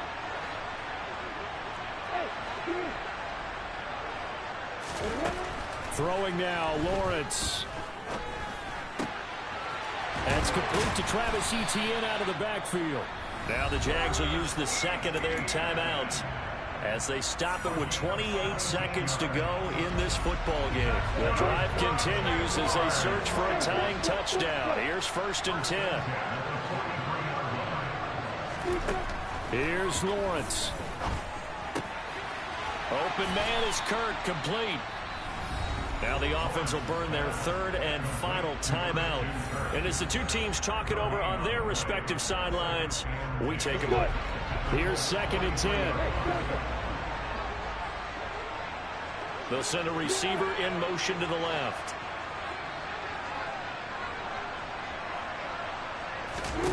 Lawrence. And one more time, here's Kirk. And he takes this just a few yards shy of the red zone before going out. Back-to-back receptions for him, and it's another 1st down.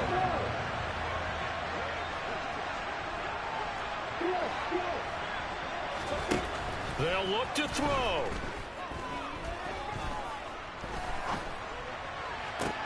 That's going to be caught.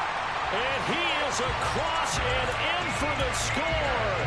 And now they can tie the game in the final stages with the extra point. Or they can go for 2 and go for the win. Obviously, the excitement level here is almost a fever pitch. Down 1. It's tempting to go for 2.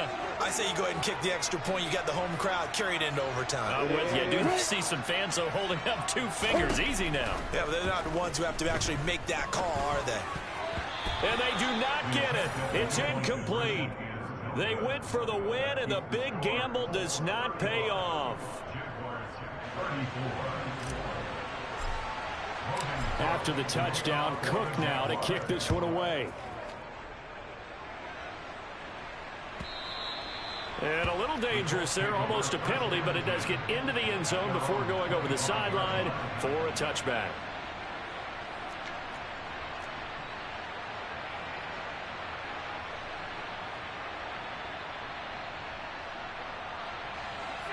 The Colts come to the line ready to start their next drive. And they've got this one in hand. No timeouts remaining defensively, so this one should just be one kneel and then handshakes. Officially, it's a 1-yard loss. That's going to bring up 2nd and 11.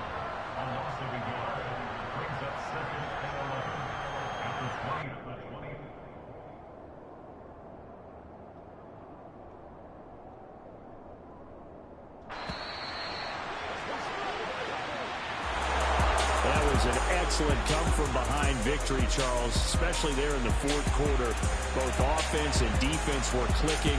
They're going to feel good about this one. Boy, are they ever, because the deficit they faced certainly wasn't small.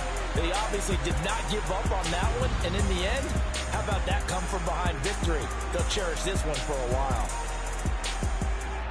So for the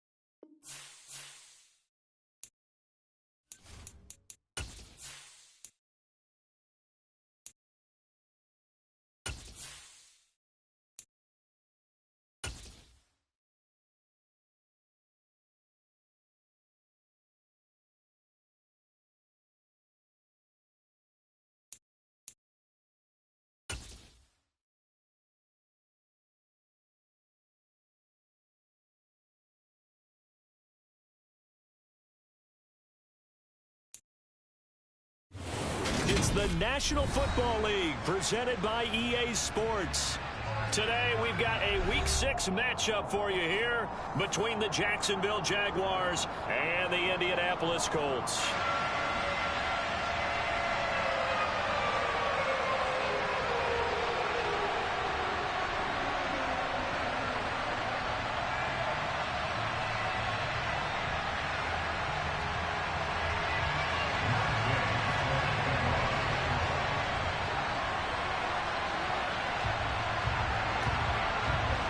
Set to go now in Week 6 of the NFL season, and we are underway on EA Sports.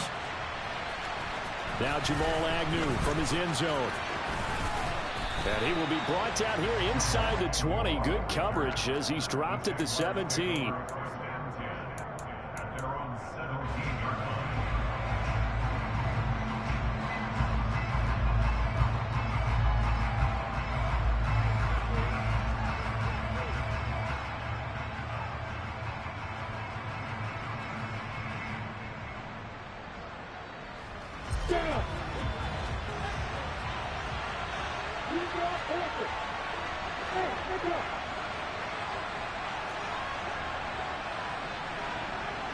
They'll bring a receiver in motion left.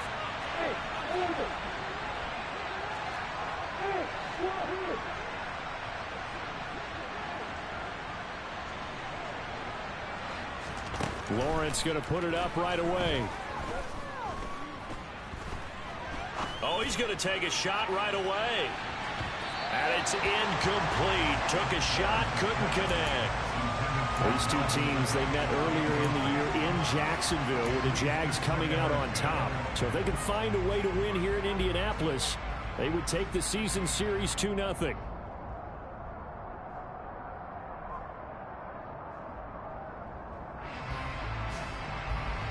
After the incomplete pass, here now is 2nd and 10.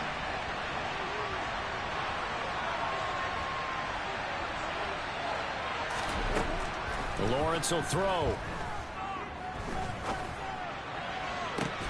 Completes it to Evan Ingram. And they work this well upfield across the 45. That one covers 29 yards. First down. I know exactly what's going to be said about that play from the defensive perspective. What's that? That's why I tell all you guys we need more than one tackler to the ball. He broke the first tackle. Luckily enough, there were more people there to get him down.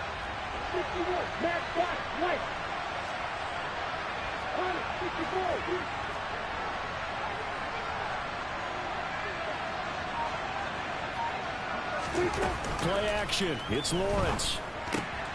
He targets Ingram for another grab. And he gets this to the other side of midfield across the 45 before going out. Another catch for him there. This one good for 11. First down.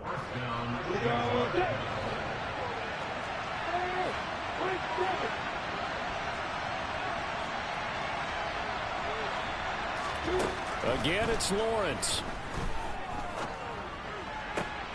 Looking for Jones, and it's intercepted. And the Colts are going to get possession here as they force the opening drive turnover. Well, it's no secret he's had trouble this year with interceptions, and this is a bad start for him. First drive, throwing another pick. No matter who's broadcasting his game, that's how the conversation begins. Throwing too many interceptions. Can he take care of the football? If I were his backup, I'd be edging towards the coaches and saying, hey, how about giving me an opportunity? 18, 18,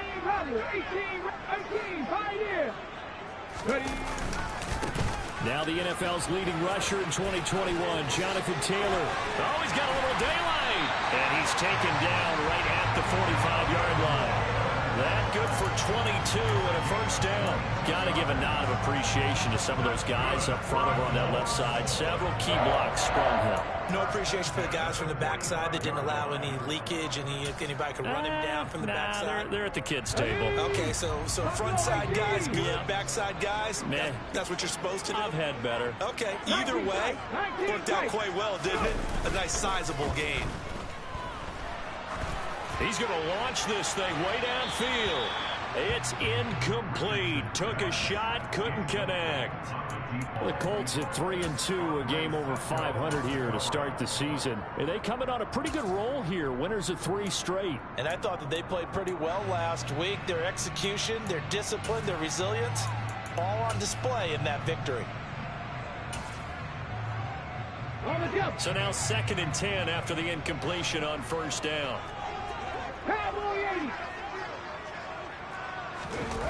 Play action. Now Richardson. On the move, and he's going to have to eat this one as down he goes. That's Foley Fatukasi who got in there and finished off the play. And Charles, part of the reason they lost last week, they didn't have a single sack. Well, they changed that quickly. Boy, did they ever. And it was something they talked about with us extensively. They needed to get pressure. How were they going to get to the quarterback? Obviously, they schemed themselves into a great play, didn't they?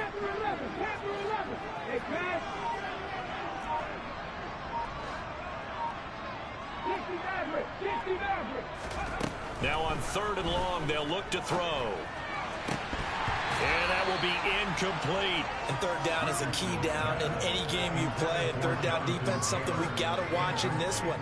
Got to be effective on the passing downs. That's a pretty good first step right there.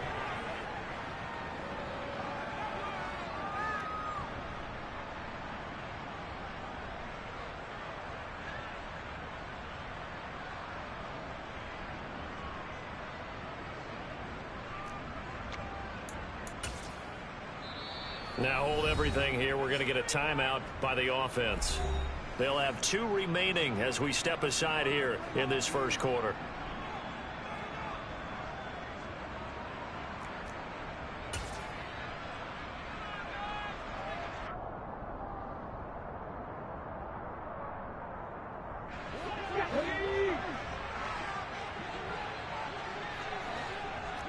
They'll bring a receiver in motion left.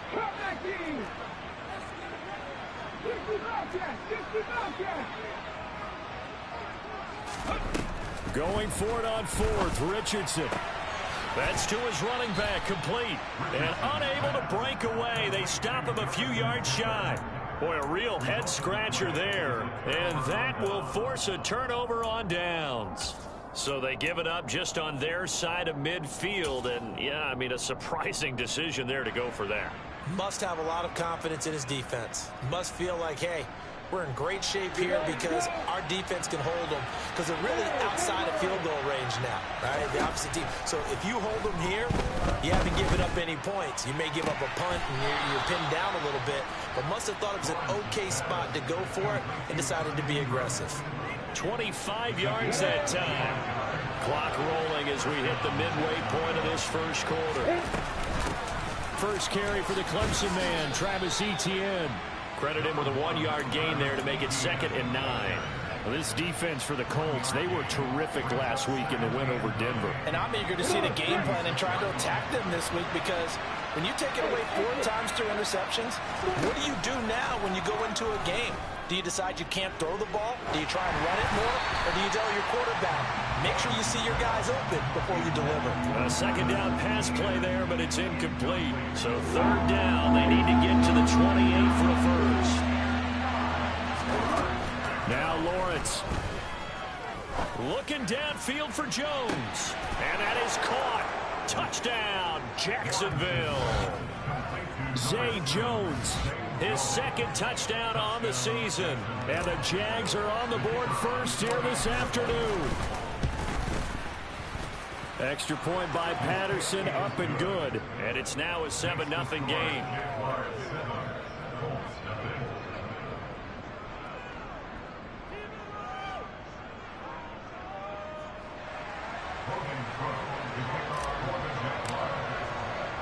After the touchdown, Cook now to kick this one away.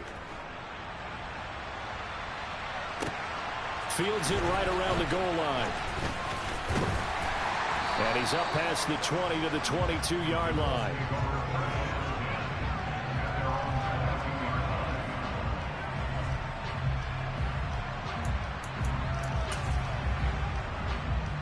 The Indy offense at the line and set to go. They'll start this drive out on the ground. And up to the 35 before they're able to knock him down. Give him 13 yards on the opening play of the drive and also give him a first down. Charles, they won last week despite him not running the ball well. They told us need to get him going, runs like that help. And they talked to us about leaning on him because, as you noted, last week they didn't have to. Still won the ball game. They leaned on other people to give him the yardage that they needed, but they really want him to be that guy, and that's what they're doing early in this game. After the pickup of 5, here's 2nd and 5. Richardson off the play fake. Out to his left. Now he'll throw deep left side. And that's going to be incomplete. Good effort there trying to take a shot, but it's 3rd down. Well, they've got man coverage on the outside, and my scouting report on these DBs tells me that they love to take matters in their own hands. They want man coverage, not zone. And there was good coverage there that forced the incompletion. Now the throw on 3rd down, knocked away and incomplete. Well, he's smart enough to avoid the taunting rule, but I'll guarantee he quietly has told them, you might want to stop coming after me downfield because I just broke up another pass and took away a big shot that you were trying to succeed with. And they'll bring the big tight end across the formation left. Going for it on 4th. Here's Richardson. It's complete. Swings it out to his running back. And they're going to get this up to midfield. That was a pretty good job by the defense, I thought, right? I mean, they had to go to their check down, but still were able to get it done for the first. Agreed. Anytime you can force him to come back to a receiver that's a little bit shorter in the route, you've done your job on defense, but still, they pick up the first down and get a fresh set. Huge 4th down conversion. That's Foley Fatukasi into the backfield with ease and making the stick for a loss. So their task a little bit more difficult now. 2nd and 13 that they're walking up on.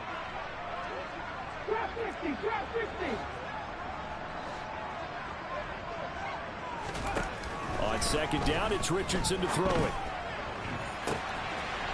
And a throw right sideline is complete. And he is out of bounds, but not before he's inside the 30. A gain of 28 yards there and give him a first down. They'll send a receiver in motion to the right. On the handoff, Taylor. He'll take it inside the 25. 2 yards on the carry there. It'll be 2nd down.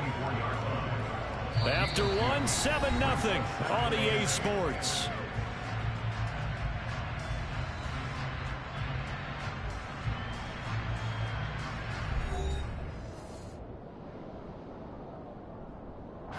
The last run got a couple. Here's 2nd and 8.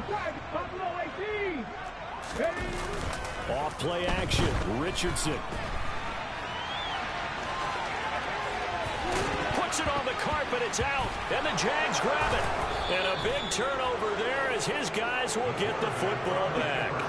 Well, we know he's got the speed to get downfield, Charles, but there's the negative side. A little loose with the football that time. And that's normal, especially when you have his type of talents, because you feel like you're into the open field and maybe you don't feel the people who are around you or closing in. All quarterbacks have to do extra ball security drills with the way the game's played now because defenses, they attack the football as much as they attack the runner. Looking downfield for Jones. All right, rifles one, and that's going to be intercepted. And the Colts are going to take possession of the football. The CD, I know it's just his 2nd year in the league as a quarterback, but that's going to be one when he flips on the tape. He's like, I shouldn't have thrown that ball. No doubt about it, and his coaching staff will be emphatic about he shouldn't have thrown that ball. But remember, 2nd year, as you noted, on-the-job training, so he's got to take this feedback that he's getting, negative or otherwise, and turn it into positives moving forward.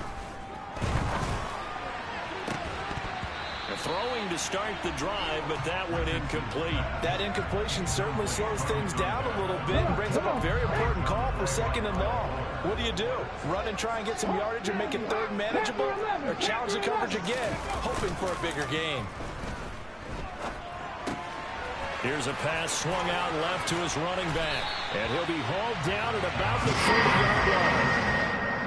But they've certainly made a point of getting him involved in the passing game here in the first half. They must have seen something in the scouting that said, hey, we can capitalize on him getting the ball, possibly in the open field. And I think in the 2nd half, that may loosen up the defense a little bit to get the running game going back inside. Running left, Taylor. And they'll get him down after a pickup of 8. 2nd and 2. Offensive linemen love creating space for their guys carrying the ball. But when that guy also breaks tackles and creates extra yardage, they almost feel like he's one of them, and they really embrace him. And he takes this one in for a Colts touchdown. Jonathan Taylor with his 6th rushing touchdown on the year. And the Colts are within an extra point of tying up this ball game. The kick is through the uprights to tie this game, but hang on a second. We do have a flag. And that flag accepted. And how about this decision? Tie game first half, but here's an onside kick. So all even at 7 now as they kick it away. And the Jaguars are going to cover this one up. A second quarter onside kick there that failed. Is that something that maybe they had dialed up before this game started? It feels like it, doesn't it? That they thought they had the right situation, you know, and the right approach in going after it. Also may signal that they feel like they have the superior team, that they can try these sorts of things and it won't come back and hurt them later. Looking downfield for Jones. And this is caught inside the 5. And he will get this into the end zone for a Jaguar touchdown. Extra point try now for Patterson. And he clanks it off the right upright. And it's no good.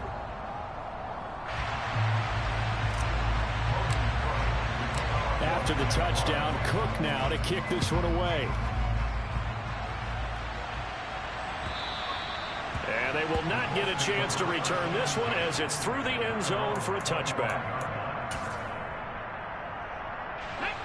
The Colts come to the line ready to start their next drive. This drive here beginning probably with a pair of motivated groups. Remember, the offense scored a touchdown on their last time out. Looking to repeat that in Charles's defense. They were very frustrated after giving up 6 the last time on the field. And frankly, it's just a battle of wills in a lot of ways because you know they're both motivated. They both game plan for this drive, and they both have specific outcomes in mind. To me, it just comes down to who can execute better and which side can step up and assert its will over the other. And he'll be tackled at about the 35. 78 yards rushing for him as he has been tough to stop here this first half. 77. They'll try and run for the first with Taylor. And he'll be brought down shy of the 40 at the 38-yard line. Just 4 yards on the pickup, but that's good enough to extend the drive. Well, someone's been having a good game so far, and you know something? A lot has been power running. They decided to turn him loose again on 3rd down, didn't they? They did indeed. He delivered the tough yards.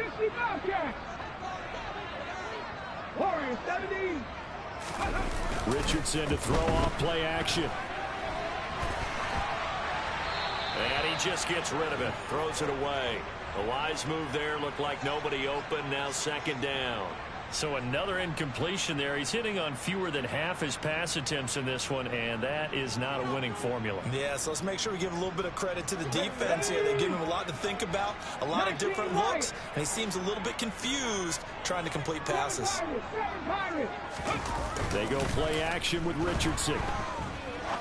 He's going to fire one deep, middle of the field. He's got a man, complete. Touchdown, Indianapolis. A big play there. 62 yards. And the Colts are an extra point away from capturing the lead. Extra point by Gay is up and good. And with it, his guys take the lead here by a point. After the touchdown, it's Gay to kick this one away. Taking it about the 1.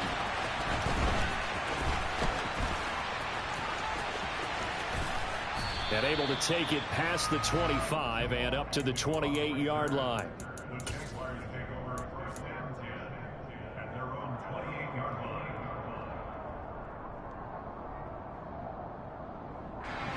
Jaguars come to the line to start their next drive.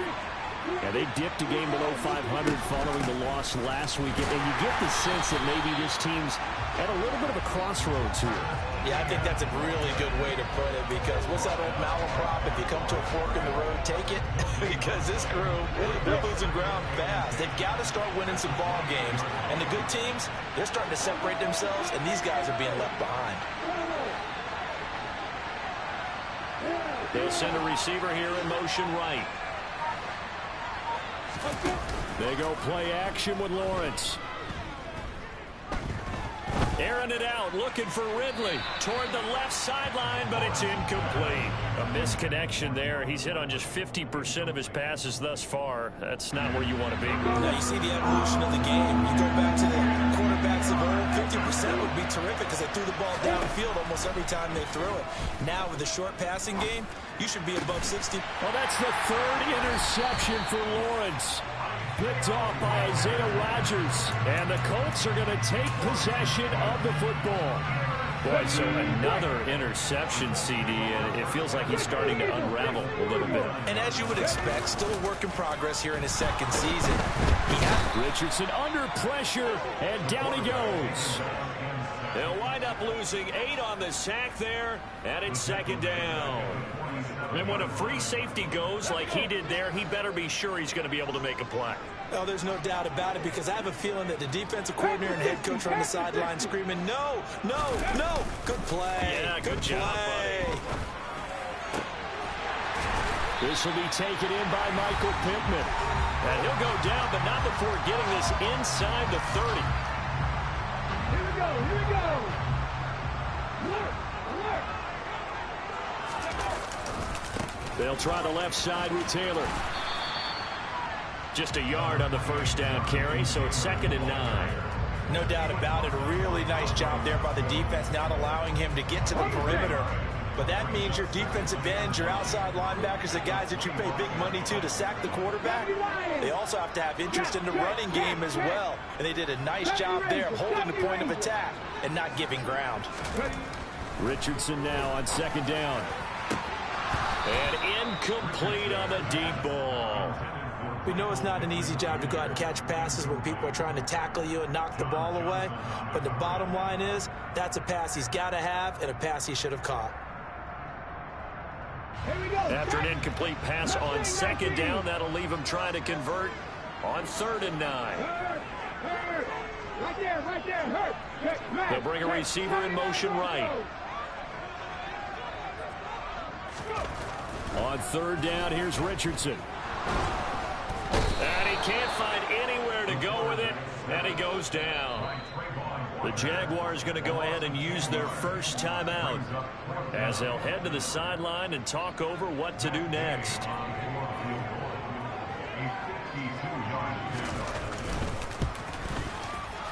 And Gay knocks this one through, and that'll move their lead up to 4 now.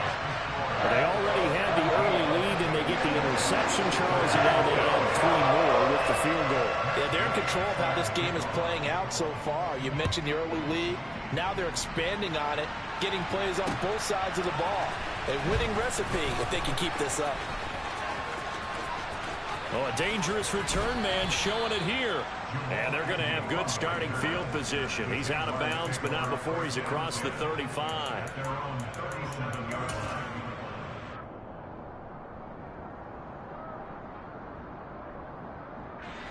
Jaguars come to the line to start their next drive. And now with still more than a minute to go in what's been a tight game, you figure we'll try to see them move the ball downfield. And remember, they get the kickoff to start the second half, so this is a golden opportunity for them to go down there and put up a couple of sixes back-to-back. What a momentum swing that would be. Yeah, you might be able to get a 2-for-1 without ever even giving up the football. So after the incompletion on first, now 2nd and 10.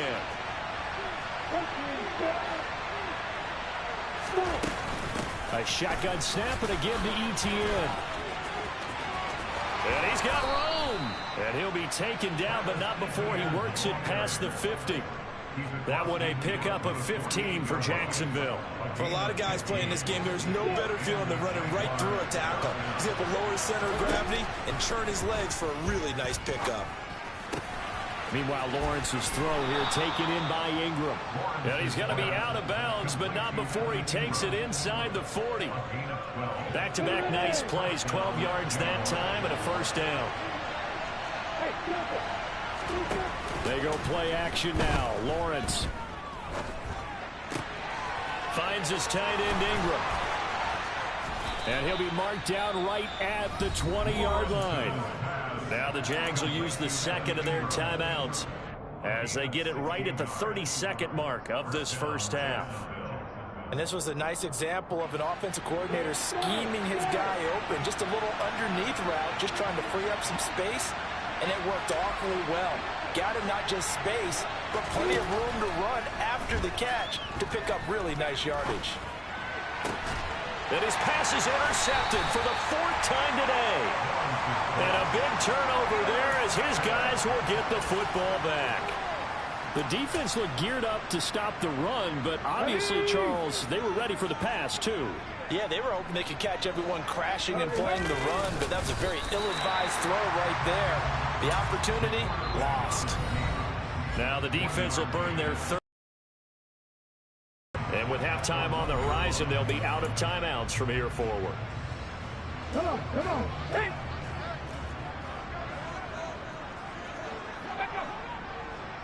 Oh, a quarterback sneak on second down. And he'll just keep two hands on the football as he'll be taken down after a short pickup. A sneak good for 2, but it's still going to set up a 3rd down.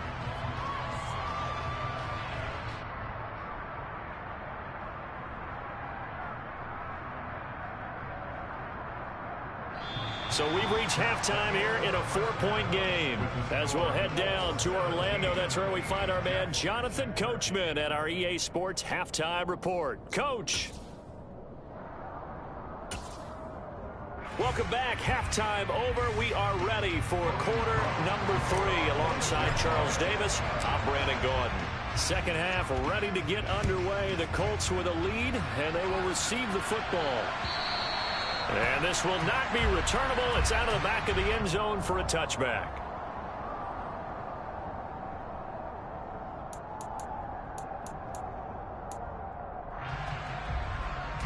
The Indy offense at the line and set to go. And they've got the lead. CD, what do you think the message was at halftime? I don't think the message was too drastic, I think, at the half, or that they need to change things too much. I do think the offensive line could play a little bit better. I think they'll try and help them out more. They'll probably keep a tight end in a few more times and maybe add a running back to the formation to pick up those pass rushers, because they probably allowed a few too many sacks for comfort in the first half. They try to throw on second down, but this one is incomplete. That was an interesting look there, because as soon as he got outside the pocket, I thought he was going to take off and run for yardage. But what often happens now with these quarterbacks who can move, defenses want to try and keep bodies in front of them, and I think that discouraged him from taking off and made him try a pass downfield that fell incomplete.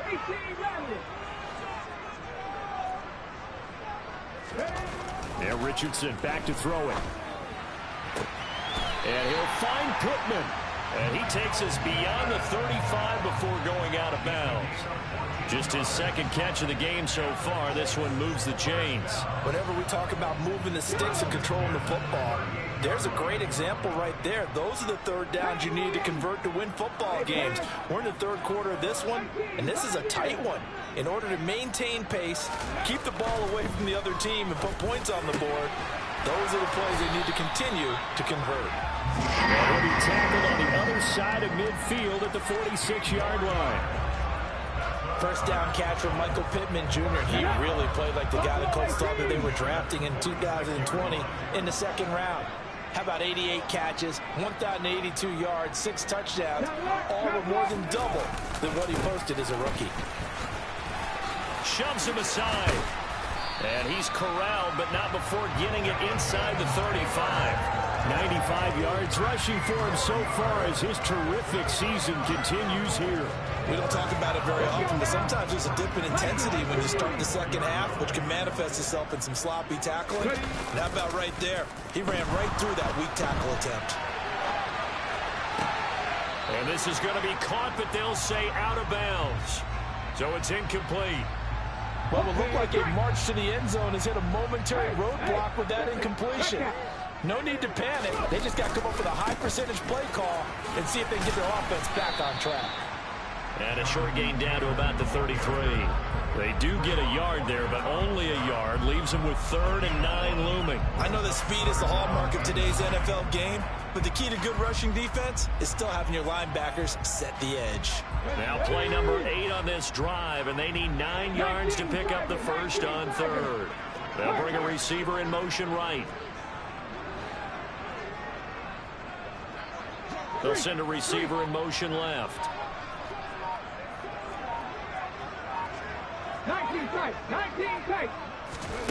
Richardson shotgun on 3rd down. Over the middle, that's caught by Taylor. And he's going to have another first down as the tackle's made at the Jaguars' 22-yard line.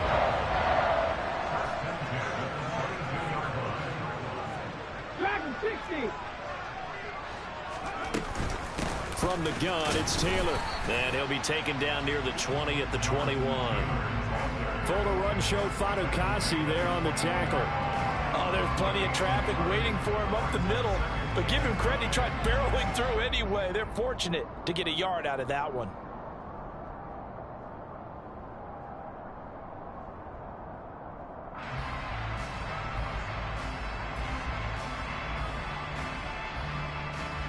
Here's 2nd and 9, just a yard on that last run. Richardson. To the right side, complete to Taylor. And he'll be marked down right at the 15-yard line. Vision and speed, 2 of the attributes that you might say are important for a free safety, and we saw both in evidence there. And you can just see that whole play developing. That's where, as a defender, you just lock in on your target and say, I'm not even thinking about breaking stride. I'm running straight for the belt buckle, because where it goes, that's where you find his body. And he was able to get in there and make a great play. Coming up here looking for 3 yards to pick up the first. 60 Maverick, 60 Maverick. 3rd down, and they're going to try the jet sweep. And he won't be close to a first down as he runs into a wall right around the line of scrimmage. That's a nice job there defensively, being able to diagnose that little touch pass. They saw it coming, converged on him before he could get much out of it. Matt Gay now gets ready for the field goal try. This just 32 yards officially from the right hash. Gay's kick is good, and that'll make this a 7-point game. Well, looking at it from a defensive perspective, that keeps the deficit very, very manageable. All things considered, not a bad job on the defensive side. Now, I would say that you've pointed out something pretty good right there, and that is you actually have both sides happy with that exchange. You know, happy in quotes, of course. One team, hey, we've kept it within range. The other side saying, hey, we put points on the board and did stretch out the lead. Let's see how this one turns out. Yeah, still bottom line, though, 3 points for the opening drive of the 3rd quarter.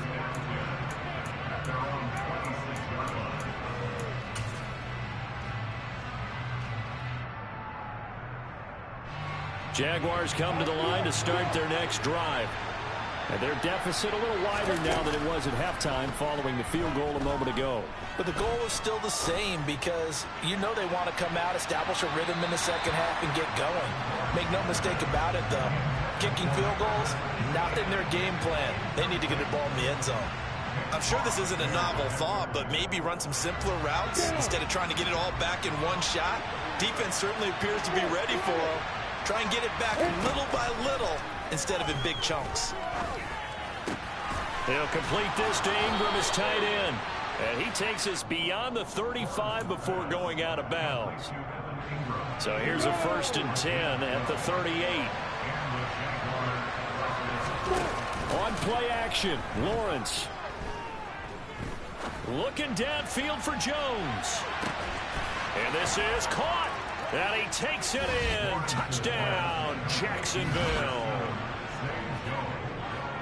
Well, Charles, he's still a young signal caller in this league, 2nd year in the NFL. But I don't know if last year as a rookie, if he would have worked through his progressions like he did on that touchdown pass. I think you're right about that. We're seeing him grow up right in front of our eyes, because when he went to his primary read, he recognized that they were all over that. So he continued to survey the field, picked up another target, delivered a pass exactly where it needed to be. A very mature play for the 2nd-year quarterback. Extra point by Patterson, up and good. And that will tie things at 20 all. So we're right back where we started, all even as the kick's away. And this will be a touchback as that sails over the end line.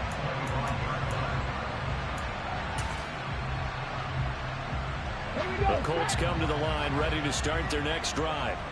And their lead has evaporated in this third quarter. It's tied once more as they begin with a 1st and 10. Steps away. He'll get this one complete there to Pittman. And he'll be taken down, but not before they work it across midfield. They got 29 yards that time. So in Jacksonville territory now. Here's a 1st and 10 at the 46. On the handoff, this is Taylor. A solid stiff arm. And he's going to get this inside the 30. 113 yards for him on the ground now as he has been terrific here this afternoon. Boy, where would these guys be without his performance on the ground? That puts him over 100 yards now for the afternoon, and I tell you, he seems to be getting stronger as the day goes along. Rolling to his right. Oh, he's got a man wide open, complete. And he's brought down, but not before he reaches the 8-yard line. Back now in Indianapolis. All even as we get ready to start the 4th.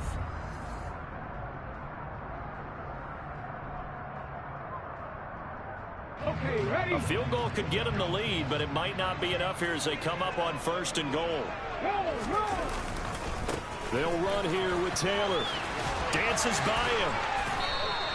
It'll be a gain of 5 there as they move closer. It's 2nd and goal. Well, Brennan, we always know that once you score 1 touchdown, want 2.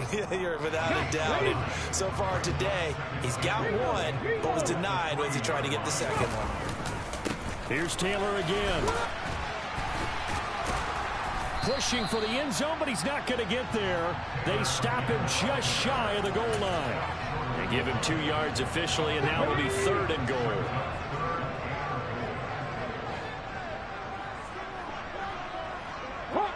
Hot 70. Bring it.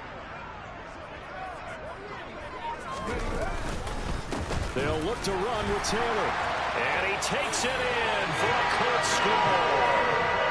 Jonathan Taylor with his 2nd touchdown of the game, number 7 on the year. And the Colts answer back with a touchdown of their own to break our tie and take the lead here in the 4th. Extra point by Gay is up and good. And they will take a 7-point lead. Following the touchdown, here's Gay to kick it away. And that'll carry over the back line of the end zone for a touchback.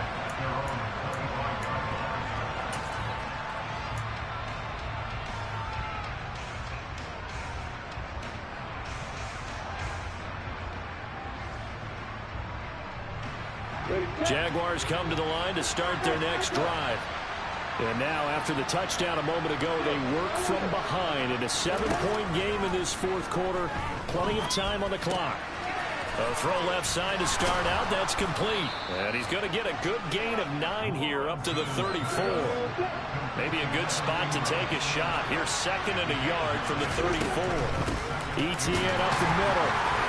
And he'll be brought down right around the 37. 2 yards on the pickup, and that's all they needed to move the sticks.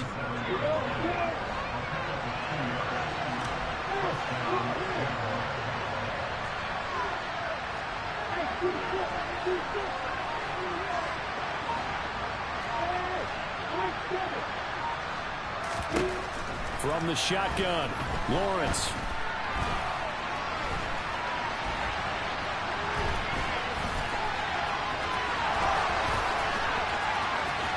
Yeah, he will go out right near the 35-yard line. Big yardage there on the scramble. It gets him a 1st down.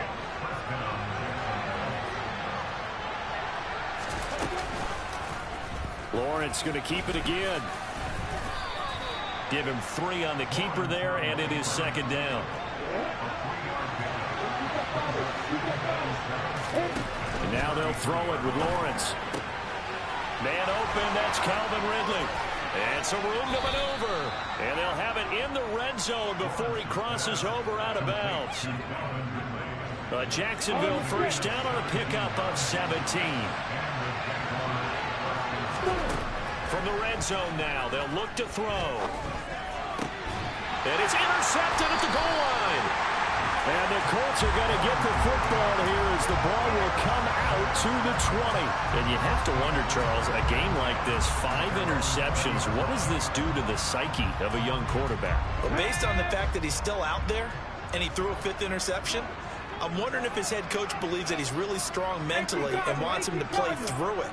Because otherwise, you need to get him out and fight another day, because this could leave lasting damage if he keeps throwing interceptions. That is caught. Michael Pittman with it. And they're going to get this beyond the 40 before he's taken down. And a nice gain of 21 yards. One play has him up past the 40 already, and another 1st and 10.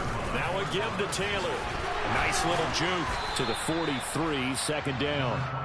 Well, the objective there, I mean, yes, the positive gain, that's nice, but work some clock. Yeah, you're exactly right, but the problem for them is still within a possession, so they can't just sit on it running the ball. They'll have to find a way to throw it effectively as well. Now a nice throw here, right side. He hauls it in. And he's going to be out of bounds, but not before he takes it inside the 40. So in Jacksonville territory now. Here's a 1st and 10 at the 37-yard line. Play action. Now Richardson. This will be swung out wide for Taylor. They find some open field here. They'll get it inside the 20. And they'll wind up getting this one all the way down inside the 20. The end result, 21 yards.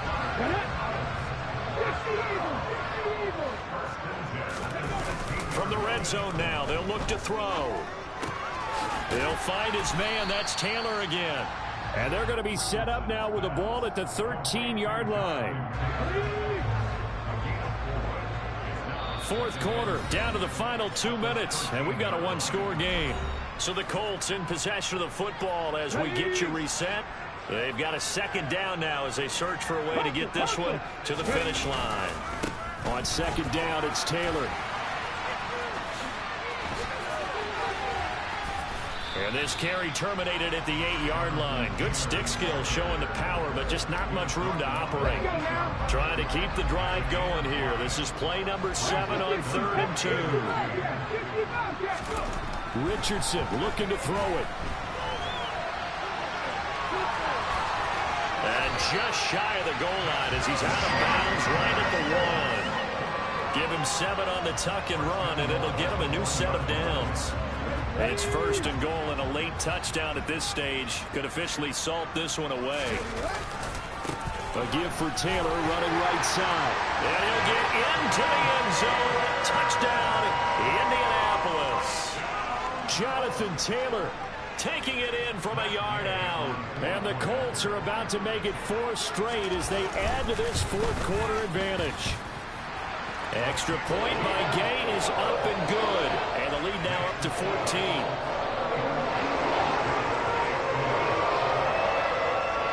After the touchdown, it's Gay to kick this one away.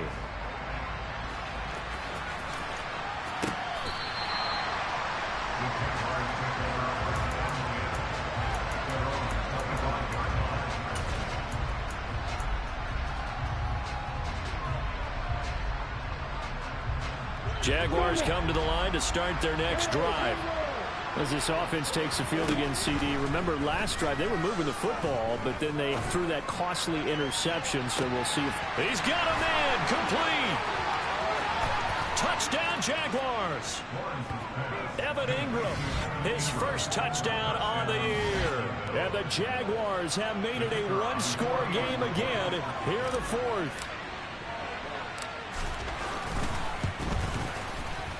Extra point by Patterson, up and good. And now things get a bit more interesting here in this 4th quarter.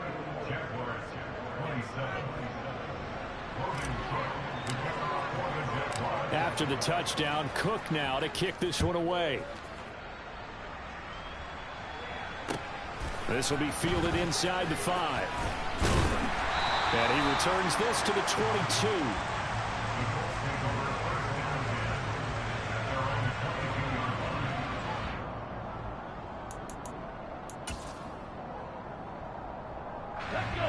The Indy offense at the line and set to go. And this game not quite in hand yet. We'll likely see all 3 timeouts defensively and then reassess where we are. And maybe a measure of revenge there. He's had his way in this one, but this time they get him behind the line.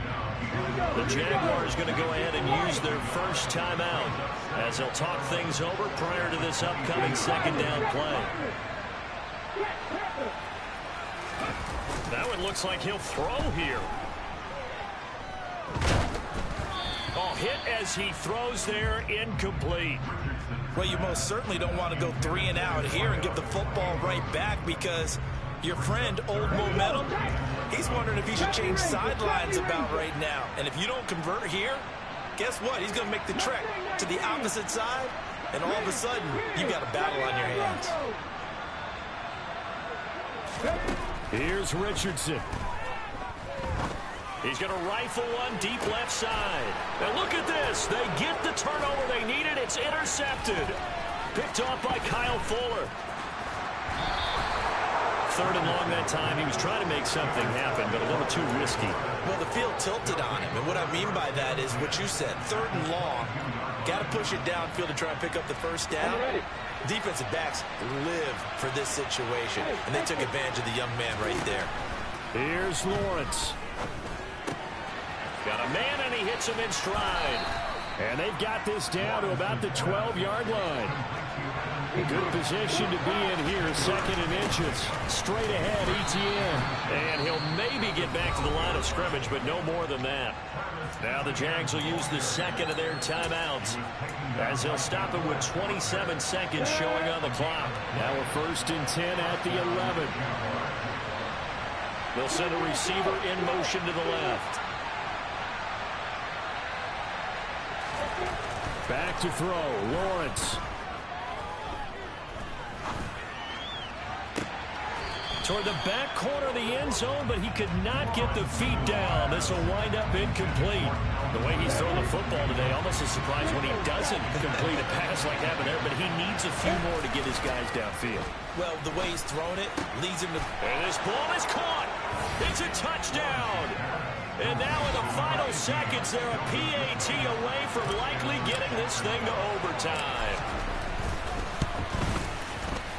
Don't forget the extra point. It's up and good. And we may very well be headed to overtime. So here comes the kickoff now, all even here in this 4th quarter. Fields in right around the goal line.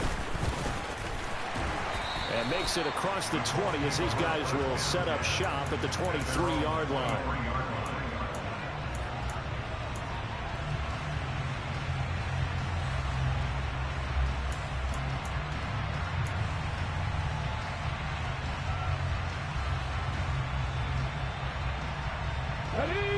The Colts come to the line ready to start their next drive. And Charles, obviously not much time left. I'm curious to see if there's enough for them to get into field goal range and try to win this thing. And partner, you and I both know the save calls to kneel and just take it into overtime. But it's also very tough to pass up a chance to win it right now as well. But remember, if you do attempt that, it's got to be a big play downfield and still leave yourself enough time to get your field goal unit out there and kick for the win. Ball at the 26, 2nd and 7. And they'll send the tight end in motion here.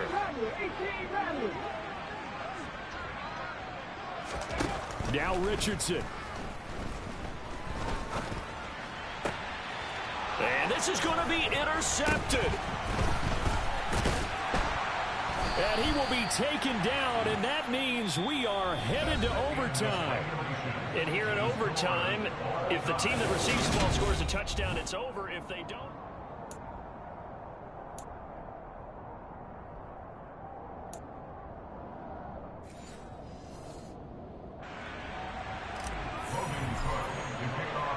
So it's the Colts who are going to get a chance to win it here first as we're back underway in overtime. This taken in at the goal line. Oh, a good-looking return set up here. And finally stopped, but what a return all the way down to the 40. Now that was an excellent return to start overtime. So do they get crazy and attack the end zone and try and get the 6 points to end the game?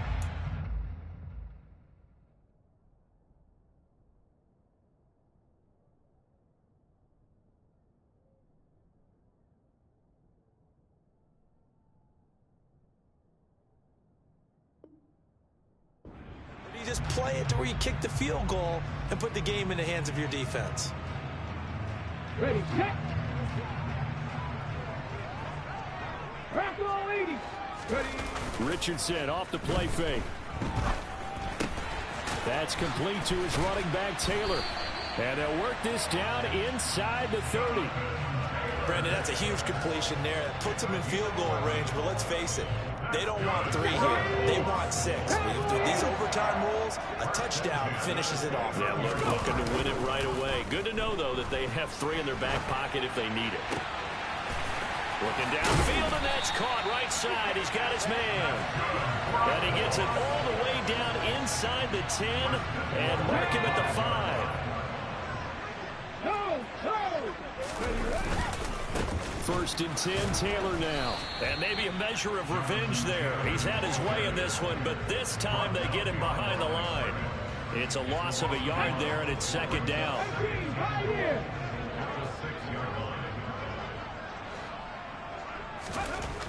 Second down, here's Richardson. And he can't get rid of it. He's taken down. Josh Allen, the outside linebacker, coming up to drop him for a loss of a full 10 yards. And this dominant defensive performance continued on that play. This poor quarterback has not received the protection he needs and has had to pick himself up off the turf far too often. They'll bring one of the tight ends in motion left. And now maybe they want some extra time to talk about this third and long play as we'll get a timeout.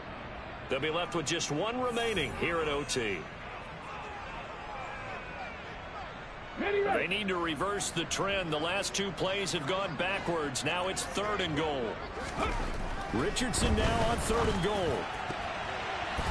To the goal line, but it's incomplete. Certainly looked like someone was very confident in his ability to fit that one in. I would say he was overconfident because there wasn't a whole lot of separation there. Had that one covered pretty well downfield and knocked it away. And Gay knocks this one through, and they have regained the lead. So they do get the short field goal here to get them the all-important overtime lead. But, Charles, you wonder if they'll wind up ruining the fact that they were able to get down into the red zone, yet not able to find the touchdown that would have won them the game. Brandon, you're absolutely right. In overtime, when you get the ball first, the hope is your opponents never see the football. But now they're going to get a drive to try and win it, or at least keep the game alive with a field goal. And I'm getting a dictionary out to look up ruining. Jaguars come to the line to start their next drive. Well, it's pretty simple now. They need a field goal out of this drive to extend overtime, or obviously, Charles, a touchdown to win it. He's got a man, complete. And he's going to be taken down at about the 33. So the big play changes the complexion of things. Here's first and 10 just outside the 30. Forced out to his left. And this one is going to be off the mark, too far out in front.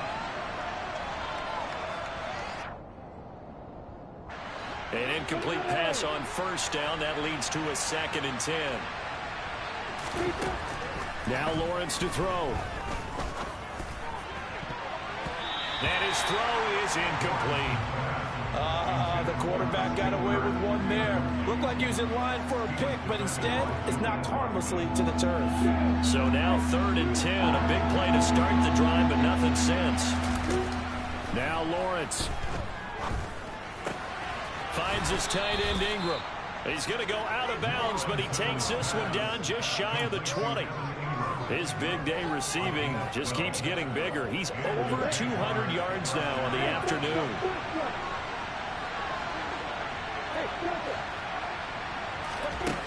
On first and 10, it's Lawrence.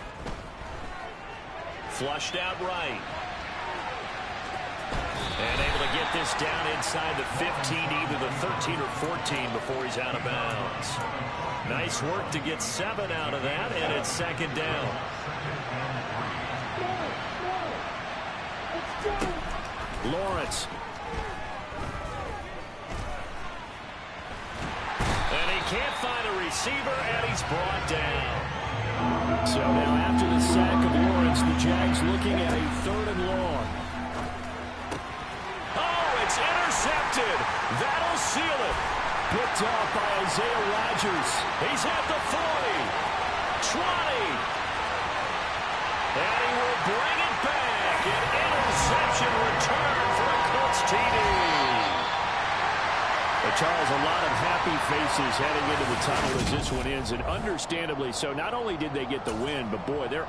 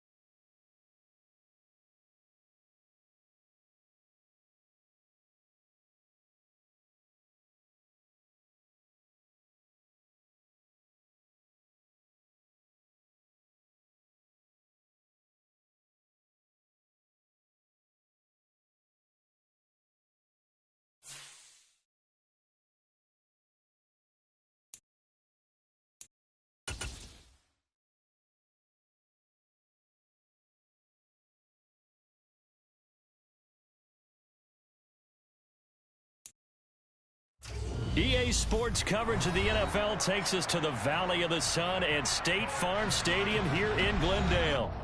Tonight we kick off Week 7 with a great Thursday night matchup here between the New Orleans Saints and the Arizona Cardinals.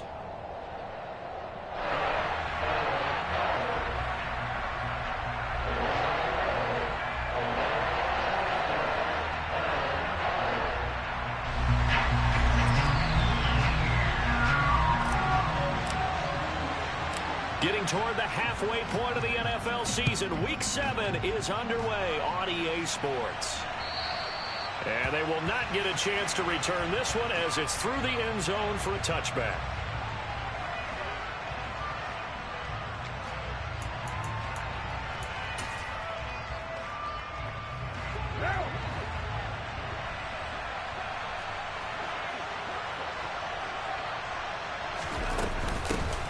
They begin on the ground with Kamara.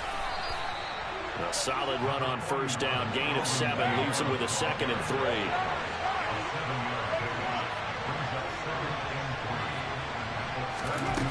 To throw, it's Carr. His throw incomplete. Appeared to me he was just trying to find an open receiver and got forced out to his right. Had to come off of a guy downfield, trying to hit his back. Unable to connect. Should have been an easier throw moving to his right, though. Yeah, much easier, obviously, for a right-handed quarterback. If he was going to his left, a little bit tougher. Exactly.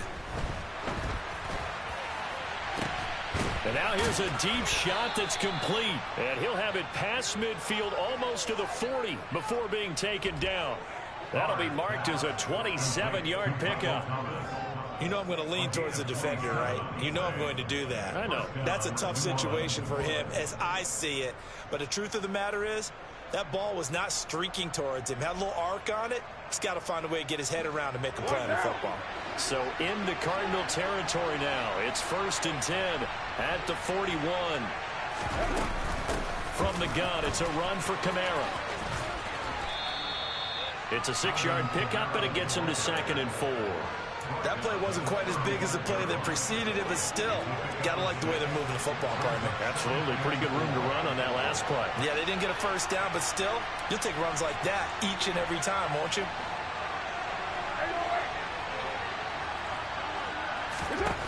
From the 35 on 2nd down, Carr. And that will be incomplete. Tried to dial up the long one way out there, but it'll be 3rd down. Tremendous field position there and a perfect time to do exactly what they did. Take a shot at the end zone. And they went for the big play, just unable to complete it.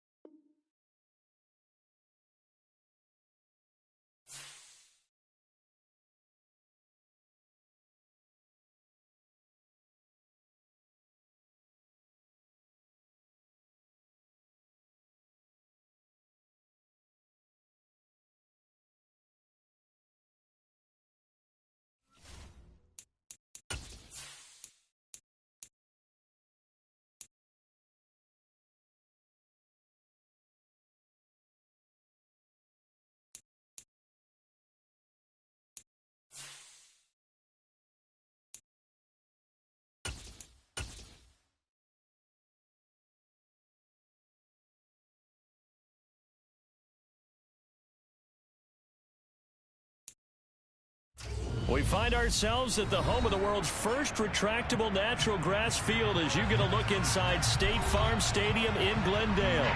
Tonight we kick off Week 7 with a great Thursday night matchup here between the New Orleans Saints and the Arizona Cardinals.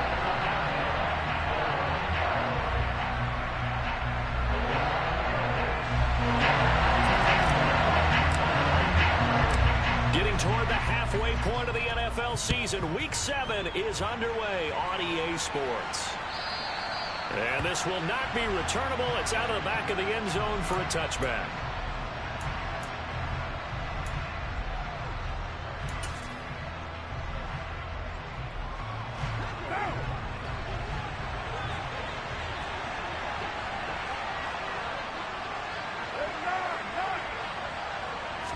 Carr going to throw right away.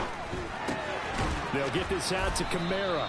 And he'll be upended at the 28-yard line. Just a 3-yard gain there.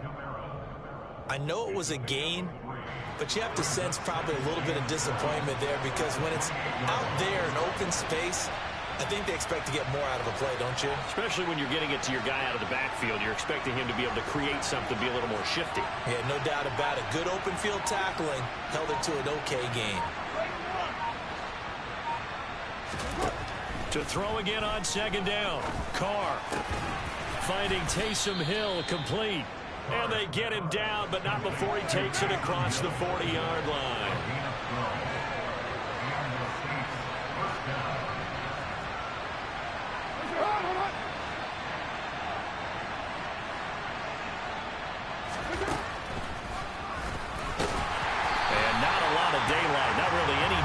Inside as he's going to be stopped right at the line of scrimmage. Brings up second down.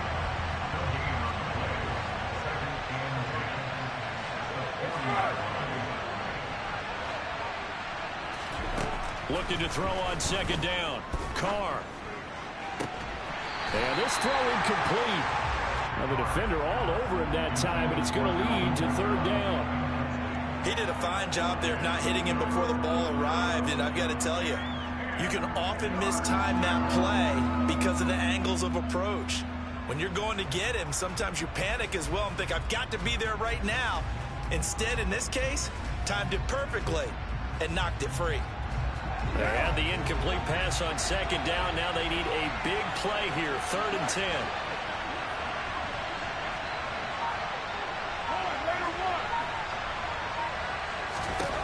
From the gun, it's Carr. Going up top. And unable to connect. Incomplete. I'll give them credit. They took their shot, but it's going to bring up 4th down. And that's exactly what defenses talk about. You've got to find ways to get off the field when you can, especially on 3rd down. And 3rd down defense going to be vital in this game. Able to knock that one away and force a 4th down. He was called on 3 times in the win last week as his first one here's away. Here's Allen. Well, on that punt, we've got a man shaken up. Well, now they're going to come out and take a look at this injury, and we'll be back in a moment.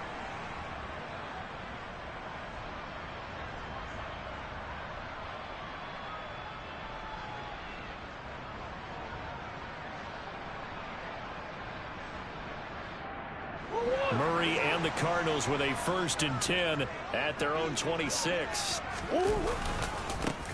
They'll start this drive out on the ground. And he'll manage to pick up about 4. It's 2nd down. This defense for the Saints, they were very good in the victory a week ago over Cincinnati. And no matter what's done throughout a ball game, it always comes back to blocking and tackling. That's the essence of football. But I think it's hard for people to understand just how difficult it is to tackle, especially open field. Very few missed tackles on tape that I saw last game. This team does a nice job of getting their opponents on the ground. That's a big loss of 3, and it brings up 3rd down. They'll come to the line here needing 9 yards to pick up the first. From the gun on 3rd down, Murray. And there is Amari Cooper, his first catch. And he'll have it past midfield almost to the 40 before being taken down. A big gain of 31 on 3rd down. Counting down toward the midway point in quarter 1. Throwing on 1st down is Murray. finds the open man. It's Mike Williams. And the tackle going to be made at the 38. The Cardinals at 500, 3-3 through the season's first 6 weeks. They were losers last time out, trying to turn things around here in this one. And it always helps to have a home crowd behind you, giving you encouragement as long as you give them something good to cheer about. So, you know, they just want to come out and play well for their faithful. And I expect them to do just that. The catch and run, good for 24 yards. That was a fun one to watch right there. A nice in-breaking route and plenty of room in the middle of the field. And he was able to get behind the linebackers and grab the completion for a really good pickup. Now a throw to the end zone on first down, but it winds up incomplete. I think he's got to be careful not to force anything into coverage right there. There weren't really any throwing lanes. But the best part for him, he's got second and third down to fall back on. After the incomplete pass, here now is 2nd and 10.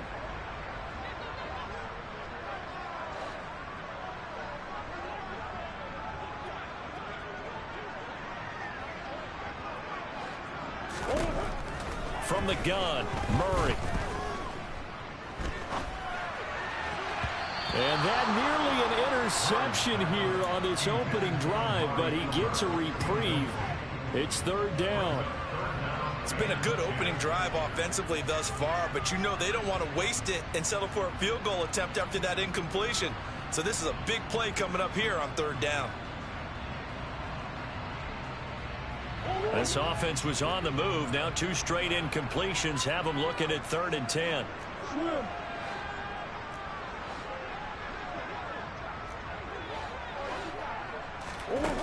Murray now to throw.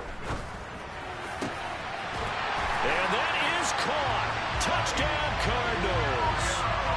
Mike Williams, his 4th touchdown on the year. And the Cardinals will claim the early lead as they're on the board first here tonight. An ideal start for them, really. You force the punt, and then you go down and score. And you've got to see a fist pump on the sideline from the head coach, don't you? Because he's turned into his bench, and he's telling his team, this is how we prepare. Force the punt, go downfield and score. I told you guys, it's just like a boxer in the gym preparing for the fight. Now we get to turn it all loose.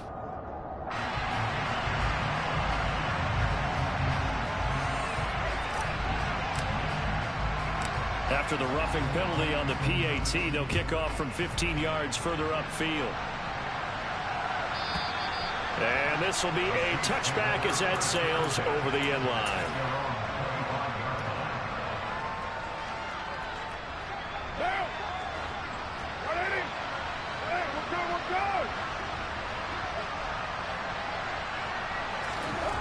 Throwing on first down is Carr. And his throw's going to be incomplete.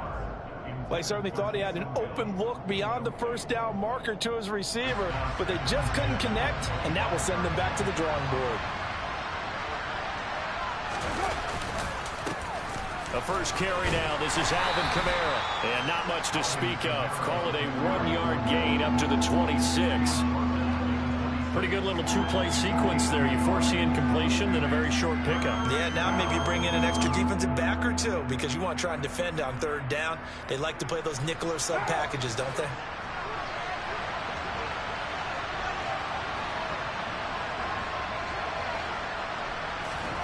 On play action, it's Carr. And that is incomplete. That looks like it's going to be 2 empty possessions now to start this football game. I think they're going to have to sit down and talk about what worked for them last week in their win. Sometimes you over-game plan, overthink things. Get back to what works. Returnable now for Allen. A 40-yard punt, 5 yards on the return. And the Cards will take over 1st and 10.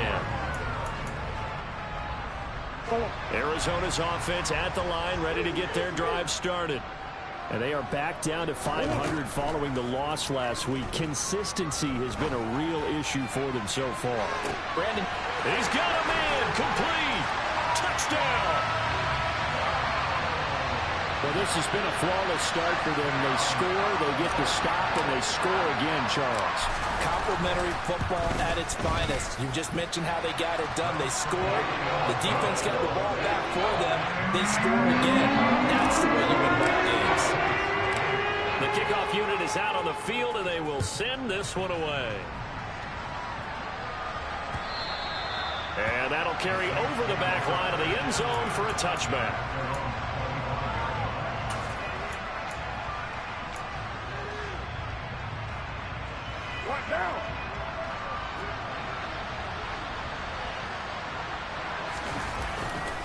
They start the drive on the ground. Kamara. And some room to work. And out of bounds on the other side of midfield at the 45. All told, it's an even 30 and a first down.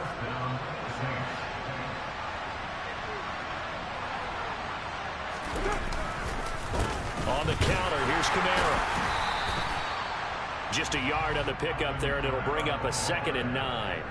They went right back to him, but he pretty much had nowhere to go on that play. Well, the previous carry looked pretty good. That one, maybe he was a little tired. I don't know. Yeah, maybe he should have tapped out and had a second back come in and maybe make that run. Who knows? Now, meanwhile, here's a 2nd down throw that's knocked away and incomplete. As a corner, you have to be able to run with guys step for step downfield of man coverage and make up ground quickly in zone. You have to put yourself in position to make plays, just like that one we saw there. Throwing his car on 3rd down. He's going to wind up and air it out. And that will be incomplete. Well, they weren't scared to let it fly, but it falls to the ground and brings up 4th down. Blake Gillikin on the punt now on 4th down. Now a timeout called for by the offense. So as they take it over, we step aside.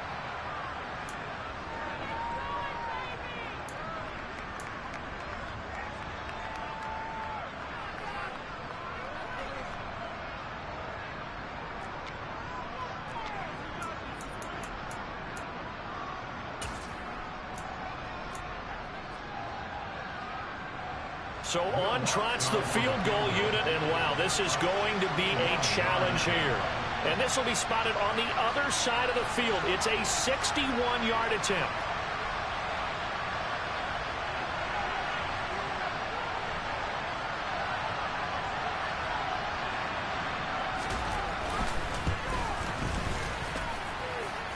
And now this ball picked up in the end zone. Remember, this is a live ball. 14-0 the score. This is the NFL on EA Sports.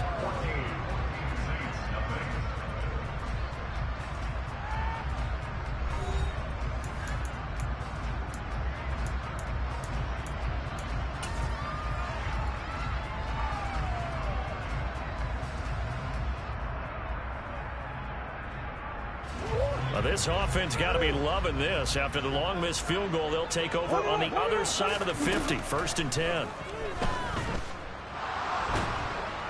And he's taken down here by the Saints. Multiple players combined for their team's first sack of the game. That huge loss on the sack makes this job much more difficult. It's now 2nd down and 22 yards to go. And they won't fare much better here as he maybe gets back to the line.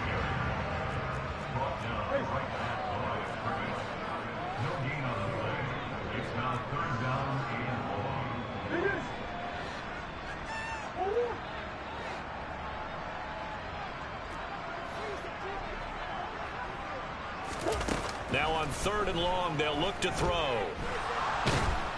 And Murray in trouble here, and down he goes.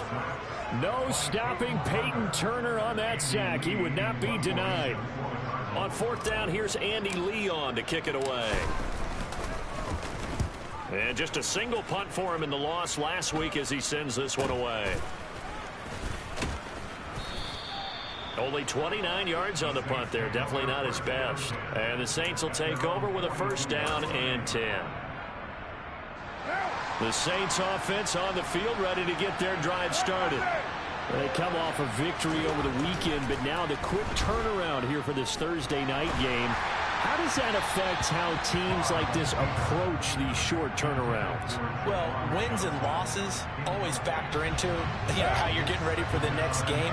But equally as important when you have the short turnaround, what is your injury situation? Are you losing key guys? And if so, how well have the backups prepared for this? Because you don't have much time to get them ready.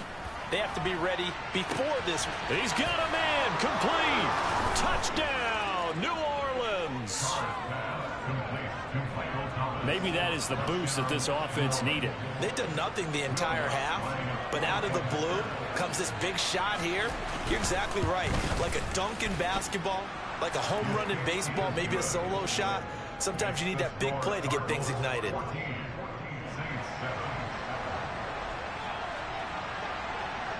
The ball upright on the tee, and the Saints kick team booms it away.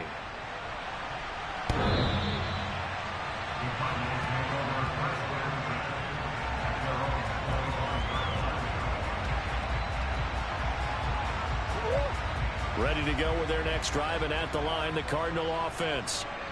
Charles, a very uninspired effort the last time we saw them out there. It was a quick 3-and-out, and they punted the football. Yeah, and you never want to get stopped so soundly during a series, but what would be even worse now is letting it happen again right here. They've got to get going. 2nd and 6, just inside the 30. They'll keep it on the ground. Cottrell. And he'll scratch out a yard up to the 30, and that's all. The Cardinals on 3rd down. They've been okay, 2 for 3 thus far. This will be 3rd and 5. Escaping the pressure right. And he fires one that's intercepted. Picked up by Pete Werner. And the Saints are going to have the football here at their own 35-yard line.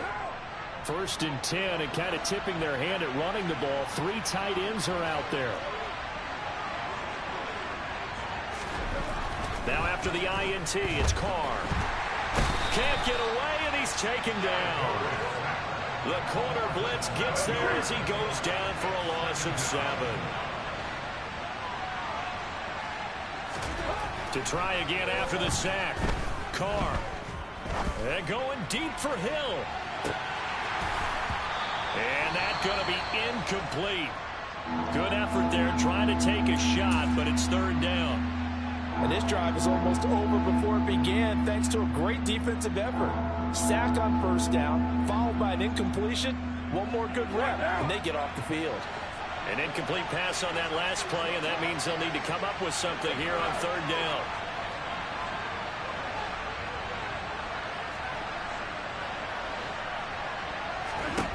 To throw his Carr. Flush to his right. On the run, he'll let it go deep. Right sideline. And too much juice. It'll be out of bounds, incomplete. How about some applause for the defense there? They forced him to throw that one into coverage, and just like that, they're staring at a 4th down. Well done. He's been a busy man here in this first half as he gets it away. Taking it about the 16. We'll call that a punt of 54 yards. Well struck. And they will take over 1st and 10.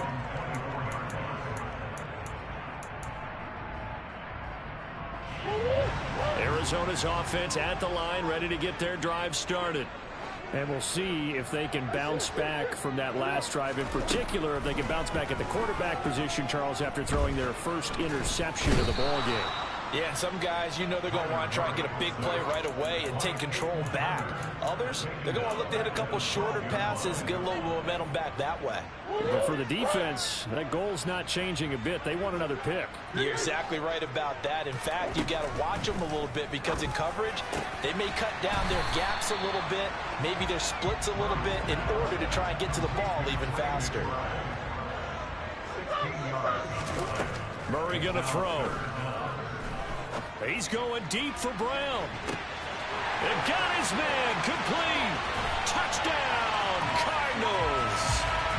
Marquise Brown with his 2nd touchdown here in this first half. And the Cardinals have taken a 2-touchdown lead now.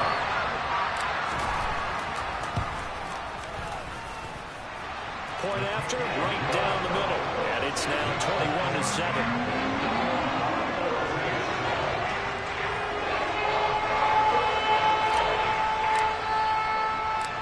The Cardinals set now to kick this one away, and off we go. This one fielded at the 5.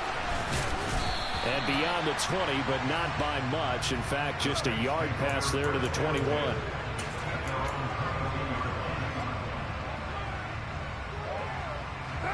The Saints offense on the field, ready to get their drive started. And they are right at the 500 mark on the year and got there with a victory a week ago. And I think right now I put myself in the shoes of the head coach and say, all right, time to reset a little bit. And I don't give my team a win one for the Gipper speech. But I do say, look, we haven't played our best football yet, but we are at 500 and we're still in it. Let's try and string a few of these victories together, and we're capable of doing so. And he will be out of bounds. A good yardage there, and he'll get a second to catch his breath as it leads us right into the 2-minute warning. Back-to-back good plays have them on the move on first down. Coming left is Kamara. And able to break one tackle, but then quickly brought down. But a nice little gain. 8 yards the tally on that first down run. Here's 2nd and 2. From midfield, here's Carr. And he'll get this into the hands of Hill, complete. And they're going to have another first down as the tackle's made here at the Cardinals' 24-yard line.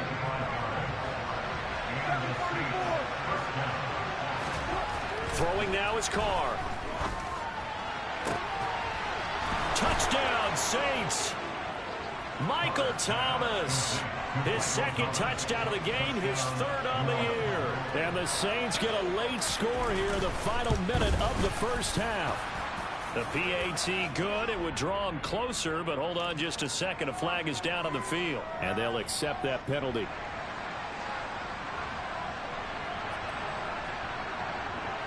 After the roughing penalty on the PAT, they'll kick off from 15 yards further upfield. It's a squib kick that still makes its way down inside the 15. And he'll take it up past the 25 to the 26-yard line.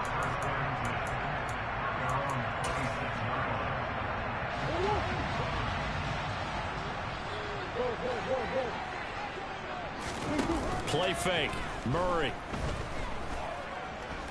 Steps away to his left.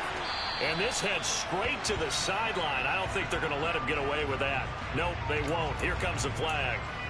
We saw it, too. Nobody in the vicinity of that throw, and that earns him the penalty. Yeah, you've got to at least get it close enough to one of your own guys in order to dodge the penalty. Hey.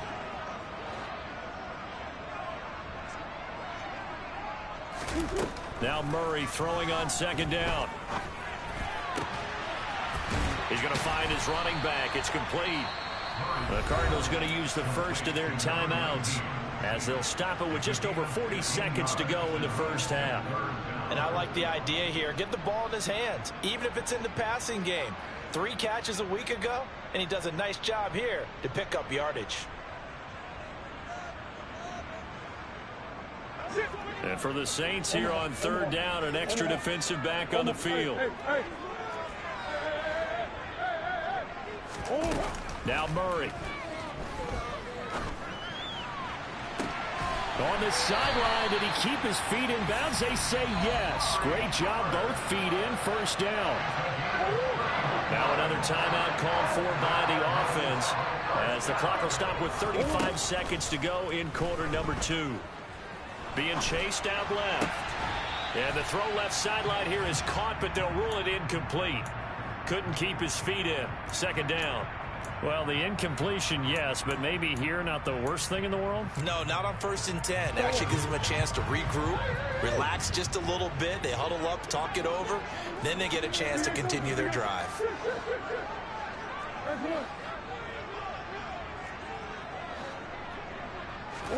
Throwing again on 2nd and 10. Murray. Got a man. It's caught inside the 10. Touchdown, Cardinals. Hollywood Marquise Brown on his way to a monster game. 3 first-half touchdowns. And the Cardinals will extend their lead in the final minute of the half. Extra point right down the middle. And the lead now up to 14. The Cardinals Cardinals set now to kick this one away, and off we go.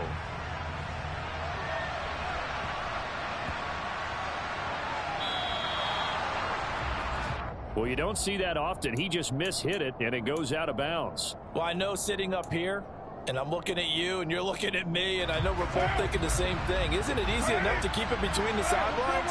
Because unless you're intentionally doing it for some reason, well, that's a costly mishit, and now you put your team in a bad spot. Carr now on first down. Looking long for Thomas. And that is incomplete. And I think they'd be well served to take that type of a physical approach against him the rest of the game. He's had his way so far. But on that last one, that worked quite well for the defense.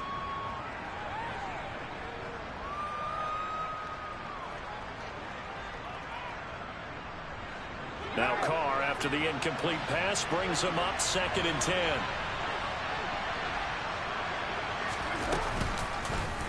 How about this? They'll try the option. Left side. That's a pretty strong running there as he'll take this across the 50 and down to the 44. Now we'll get a quick timeout called by New Orleans, number 2, as they'll stop the clock with 12 seconds to go in this first half. Carr now on first down. That is hauled in by Michael Thomas. And they'll burn the timeout with 5 seconds left.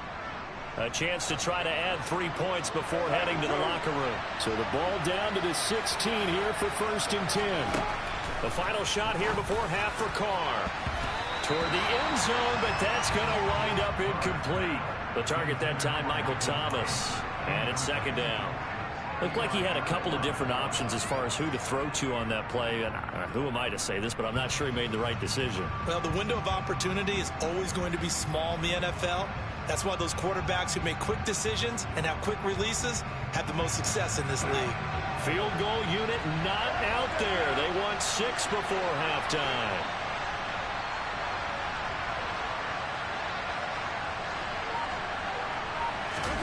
The final shot before break. Carr to the goal line, but it's incomplete. So we reach halftime here in Glendale with the Cardinals on top. As we send you on out to our studios in Orlando, here's Jonathan Coachman at REA Sports Halftime Report. Welcome back. Charles and I settled into the booth, ready for quarter number 3. The Cards with a lead, and they will get this football first as the second half gets started. Taken in at the 3. And he'll get it up past the 20 to about the 22. At their own 22-yard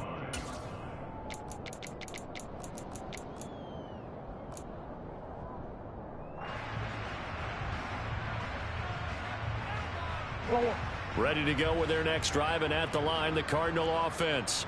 As this offense takes the field to begin the opening drive of the second half, Charles, remember in that first half, good through the air and really all around an outstanding offensive performance. Absolutely. They reached the end zone several times. The passing game working awfully well, and most importantly, partner, and they went to the tunnel with a lead. They come back out with that lead. Absolutely. NFL coaches, we know they're perfectionists in a lot of ways, but they had to like what they saw in that first half. First down, Murray. Dancing to his left. And he'll toss this one incomplete. Seeing no options, he throws it away. Not his best throw there, but where we sit right now in the third quarter, he's had a pretty good game throwing the football. He certainly has, and it's not exactly at the point where we're doing 4-minute offense yet, but they've got to think about, I'm not going to say milking the clock, but understanding. And the Saints pressure gets him. Brought down for a sack. Well, that last sack puts Murray and the Cards in a tough spot, 3rd and long.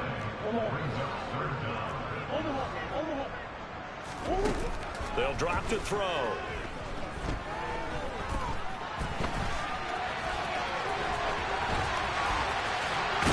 And he has a big gain inside the 40 before being dropped. So again from the 39, this time from the other side of the field. Here's 1st and 10. To throw is Murray.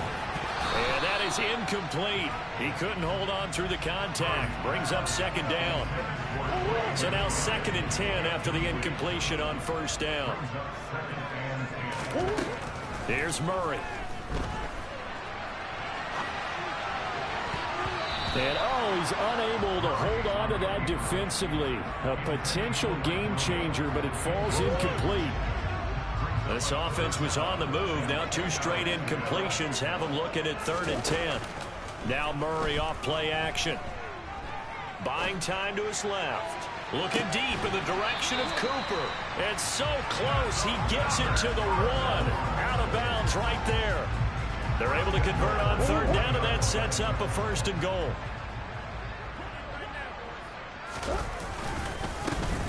Now a handoff up the middle.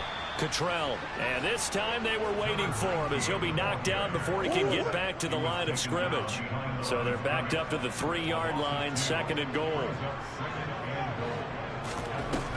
To throw, it's Murray. Toward the back corner of the end zone, but he could not get the feet down. This will wind up incomplete. Big play coming here. It's 3rd and goal. Murray now.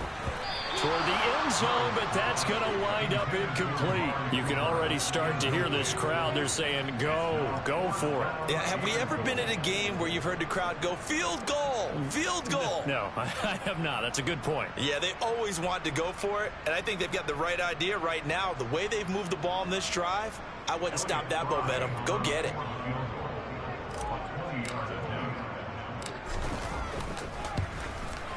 And his kick is good. So after 4 touchdowns in the game for this offense, this time they're forced to taking the 3. But you did mention 4 touchdowns, right? So 4 out of 5, not too bad. I think that's a pretty good record for them. The Cardinals setting out to kick this one away, and off we go. And they will not get a chance to return this one as it's through the end zone for a touchback. The Saints offense on the field, ready to get their drive started. They'll try to get the offense going with Kamara. And just no chance of turning the corner. He can only get back to the line of scrimmage. 2nd and 10 coming up.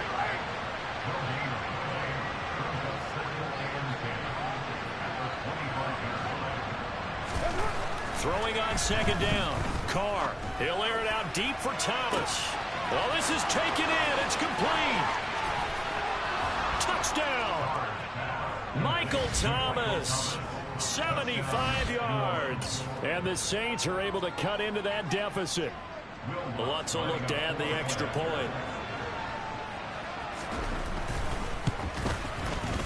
And the lead is trimmed down to 10.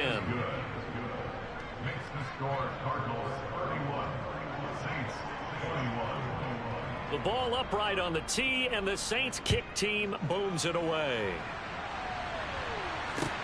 Taken in at the 3. Oh, a good return up past the 30.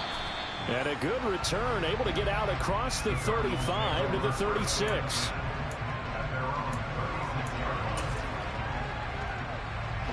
Arizona's offense at the line, ready to get their drive started.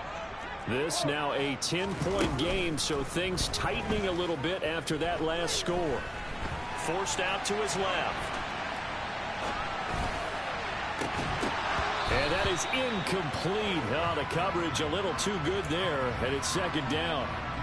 But that was actually throwing game 101 right there. You challenge double coverage like that, you're liable to get burned. Fortunate that was just incomplete.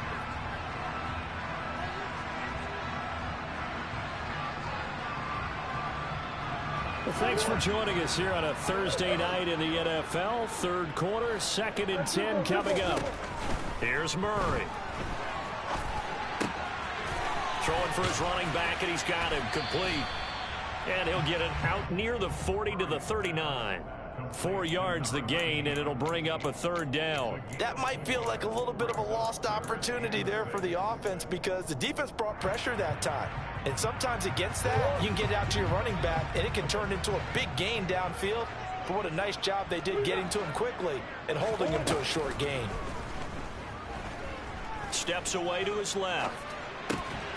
To the left side and complete for Amari Cooper. And he'll be taken down, but not before they work this to the 45.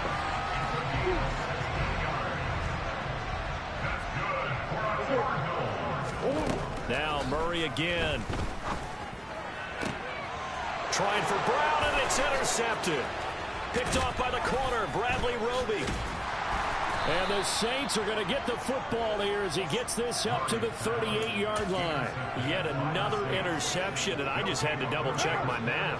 But it is now 8 between last week and this week. Well, I just used a calculator. I didn't worry about double-checking it. But the thing that always throws me when you see quarterbacks in this type of a bad spot, they're trying to figure out what they can do to change it, and sometimes they try too hard, and they never get out of it. And that's where he is right now. He's just locked in a really bad way. Throw left side, taken in by Hill. And he has a big gain inside the 40 before being dropped. Last play, they got stuffed at the line. Different story here, over 20 yards. So from the 39 now, they'll come up on a 1st and 10. Carr going to throw. Eluding the pressure right.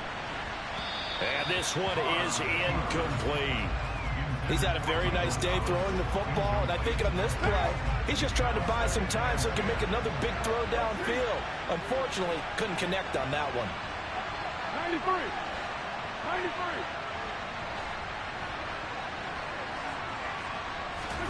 To throw again on 2nd down.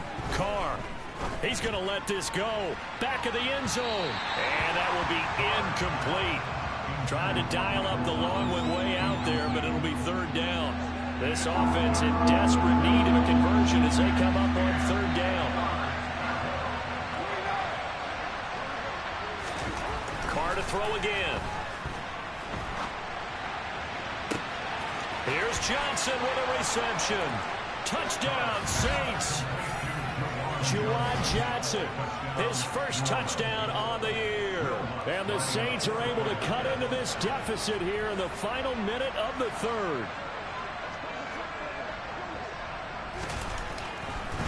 Oh, and now they're going to fake it. To the goal line, but it's incomplete. Okay, they went for the fake off of the extra point attempt. It's a long way to go, and they didn't get there. Didn't get it completed successfully.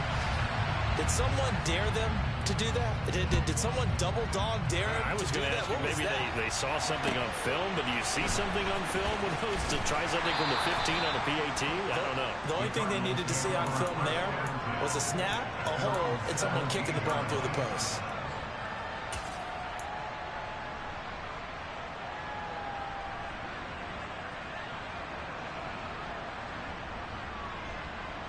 Ready to go with their next drive, and at the line, the Cardinal offense. And they've got the lead here getting late into the 3rd quarter. And the passing game for them, it's been terrific. We've seen that, but the rushing game almost non-existent. And with the lead and trying to finish this game off, they need the running game to come back to life. They need to get sparked that way, take some time off the clock, and keep the ball away from their opponents. Meanwhile, Murray's throw complete to McBride.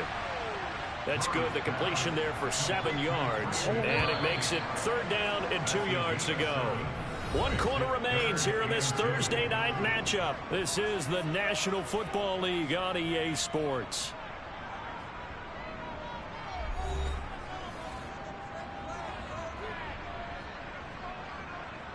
The Cardinals on 3rd down. They've been really good, converting 7 of their 10 tries. This time they face a 3rd and 2. Murray now to throw. And this is caught. Amari Cooper. And he takes us beyond the 35 before going out of bounds. That'll put him over 150 yards receiving now. Quite a ball game and a 1st down. Tell you what, he's been able to put the ball in some tight spots all game long. That throw, no different. Yeah, a lot of people would call it a gutsy type of a throw. I think he looks at it as, I can do it, so it's not that big of a deal to me, and I'm going to keep firing. Being chased out left. Now look at this. They get the turnover they needed. It's intercepted. Picked off by Alontae Taylor. And he will take this one home. It's a touchdown. This game, it's been defensively oriented on both sides, so I guess it stands to reason that the play of the game comes on defense. So it's my kind of game. You know that. That's Anytime right. we have a defensive battle, but that, as you said, it stands to reason that's the way the game tilted. Someone had to make a big play, and the way the defenses were dominating, that's exactly what we got.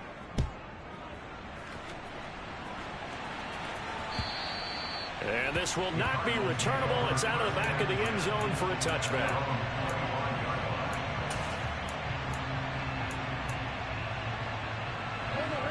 Arizona's offense at the line, ready to get their drive started. And they have to try and move past that pick six because now they're dealing with a fourth quarter deficit. And they need this drive to end in points. Sideline throw, it's complete. And a nice job there of keeping the toes in bounds. They'll come up now 2nd and 4 from the 31. Throwing now is Murray. Throw left side complete. That's Williams. And he'll be out of bounds, but able to get it up past the 45. 15 yards that time, and the Cardinals move the chains. Both teams working on short rest, but this has been one of the better Thursday night games we've seen as they come up here on 1st and 10. On play action, it's Murray. And now a fumble. The ball's out. And this is picked up by the Saints. And they have possession, and they have it at the 38-yard line. These defenses have become so opportunistic, and no matter what you're playing, in this case wide receiver, you got to be careful. You certainly do, because there is a phrase in today's football that we use all the time, completing the process of the catch. Well, it's after you do that where the trouble begins, right? Meaning you've tucked it away, you're trying to get downfield, but someone's always coming up trying to rake at the ball and knock it free. The Saints offense on the field ready to get their drive started. They'll be hoping to work a little clock and try to add on to this slim fourth quarter lead, but whatever happens on this drive, certainly a huge fumble recovery by their defense at this juncture.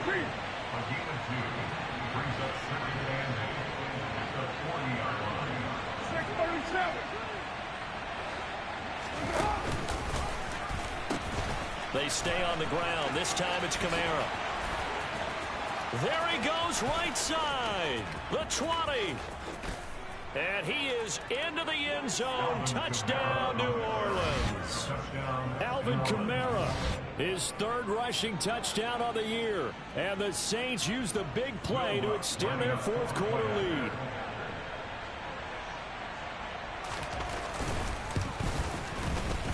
Lutz good on the extra point, and his guys will take a 10-point lead. 41, Cardinals 31.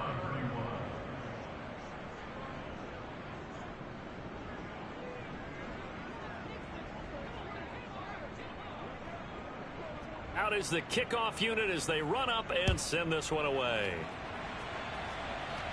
The Cardinals take over at 1st and 10 at their own 25-yard line.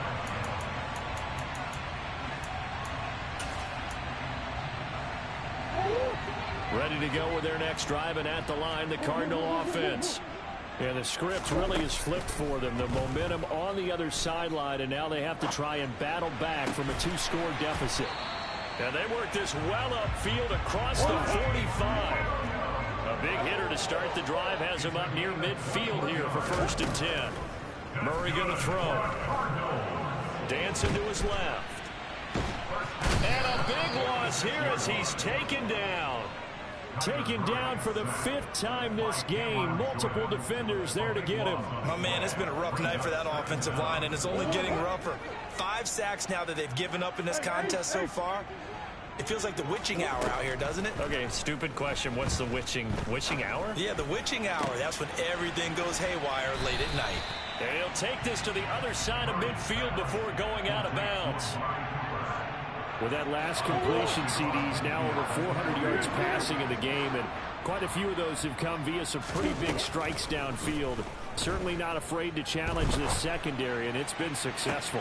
And for the 4th time tonight, it's an interception. picked off by Alontae Taylor. And the Saints force the turnover.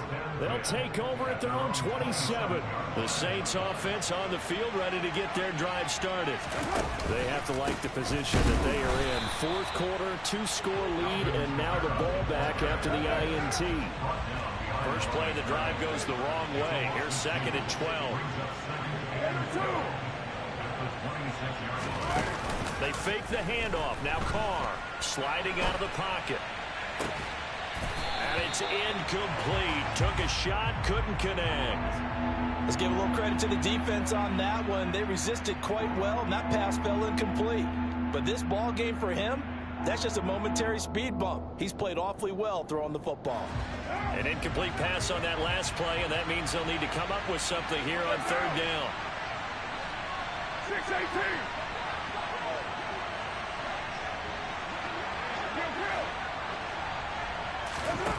Carr. Looking long for Thomas. And that nearly the pick that they needed. He couldn't pull it in, though, and it's 4th down. Critical play in this football game, because if they pick up the first there, that clock keeps rolling. Has to be a little frustrating for them because they know that if they pick up a first down there and continue to eat away at the clock, really increases their chances of closing this one out. Now they're likely going to have to give the football up and sweat it out on the sideline. All told, a 54-yard punt, 13 on the return. And it will be 1st and 10 as they take over.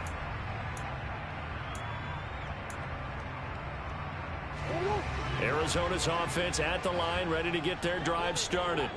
Their defense was able to force the punt. That's the good news. But this is still a 2-score game, and they need points on this drive and in a relatively quick manner.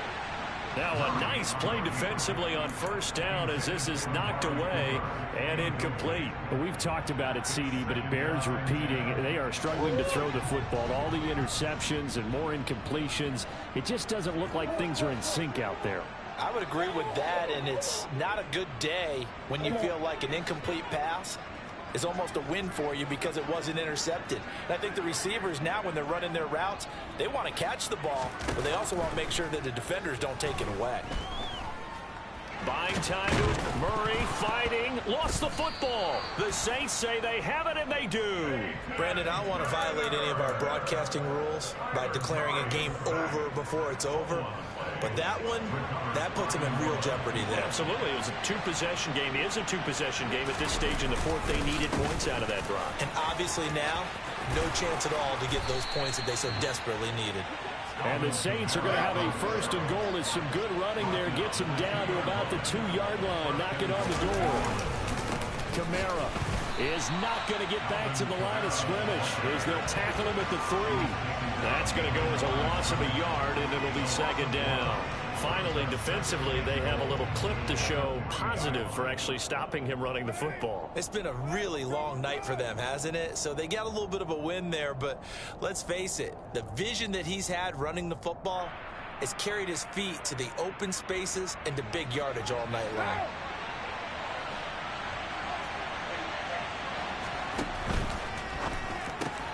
And it's caught. Touchdown. James Washington from 3 yards out. And the Saints are looking to make it 2 straight as they add on to this 4th quarter lead. Lutz with the extra point. And that'll make this a 3-score game now. The lead moves to 17. The ball upright on the tee, and the Saints kick team booms it away. And this will be a touchback as that sails over the end line.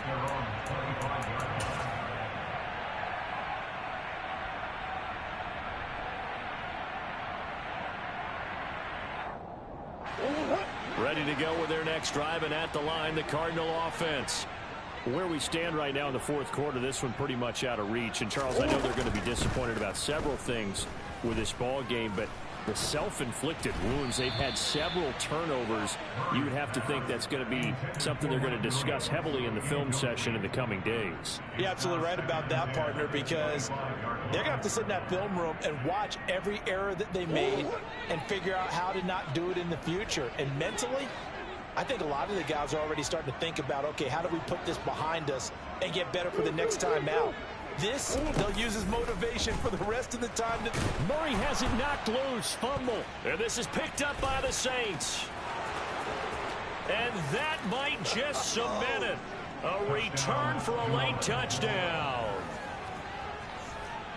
Second time he's lost a fumble. This one hurts more. It's returned for 6.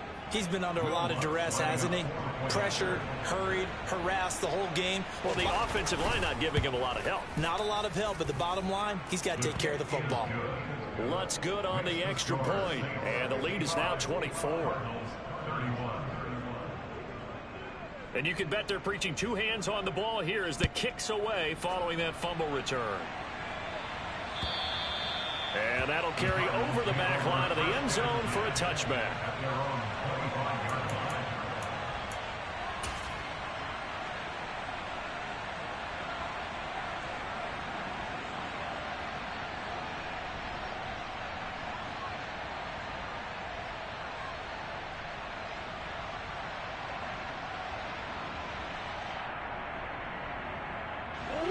Arizona's offense at the line, ready to get their drive started. Well, this game, it has had no shortage of offense. They've been able to put up a decent amount of points on this side, Charles. They just have not been able to keep pace with the other offense they're going against here. Yeah, it's a good way of pointing things out because now it's not a total loss because, as you said, they've scored some points, so there's some plays they can build on, moments where the game plan actually worked. But overall, though, they were just out personnel. They were going up against a team that's playing at an elite level. Line of scrimmage, again the 37 as they line up 2nd and 10. Out of the gun, here's Murray. He's got his receiver, Cooper. And this is going to be another first down as the tackle's made at the Saints' 41-yard line.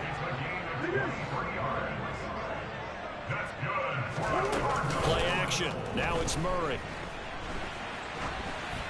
Oh, the ball comes out on the hit, but they'll say it's incomplete. We've seen this quite a few times in this game. Offensive line unable to keep leverage, unable to keep people away, facing a lot of pressure. Fortunate just to get rid of it. One of the reasons they're down is that inability, though, to stop the pressure. We saw Murray fighting, lost the football. But I think a Cardinal was able to gain possession, yes, so they will hold on to the ball. Much like a running back going through the line, quarterbacks have to be aware of protecting the football as well. He left it exposed that time, wound up having it knocked free, but fortunately, had an alert teammate who was able to get it.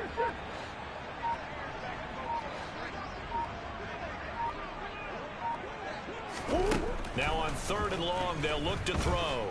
He's going deep for Brown. He's got his man. It's caught in the end zone. Touchdown, Arizona. Marquise Brown, 47 yards. And the Cards are able to make some inroads here to that deficit. And now here is another interception. Picked off by Patrick Onwuasor.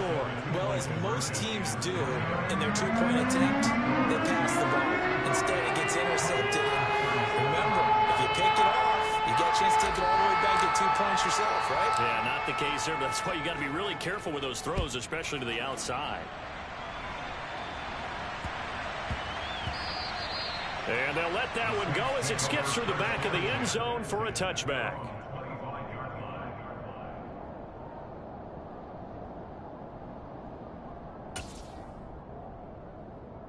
What now?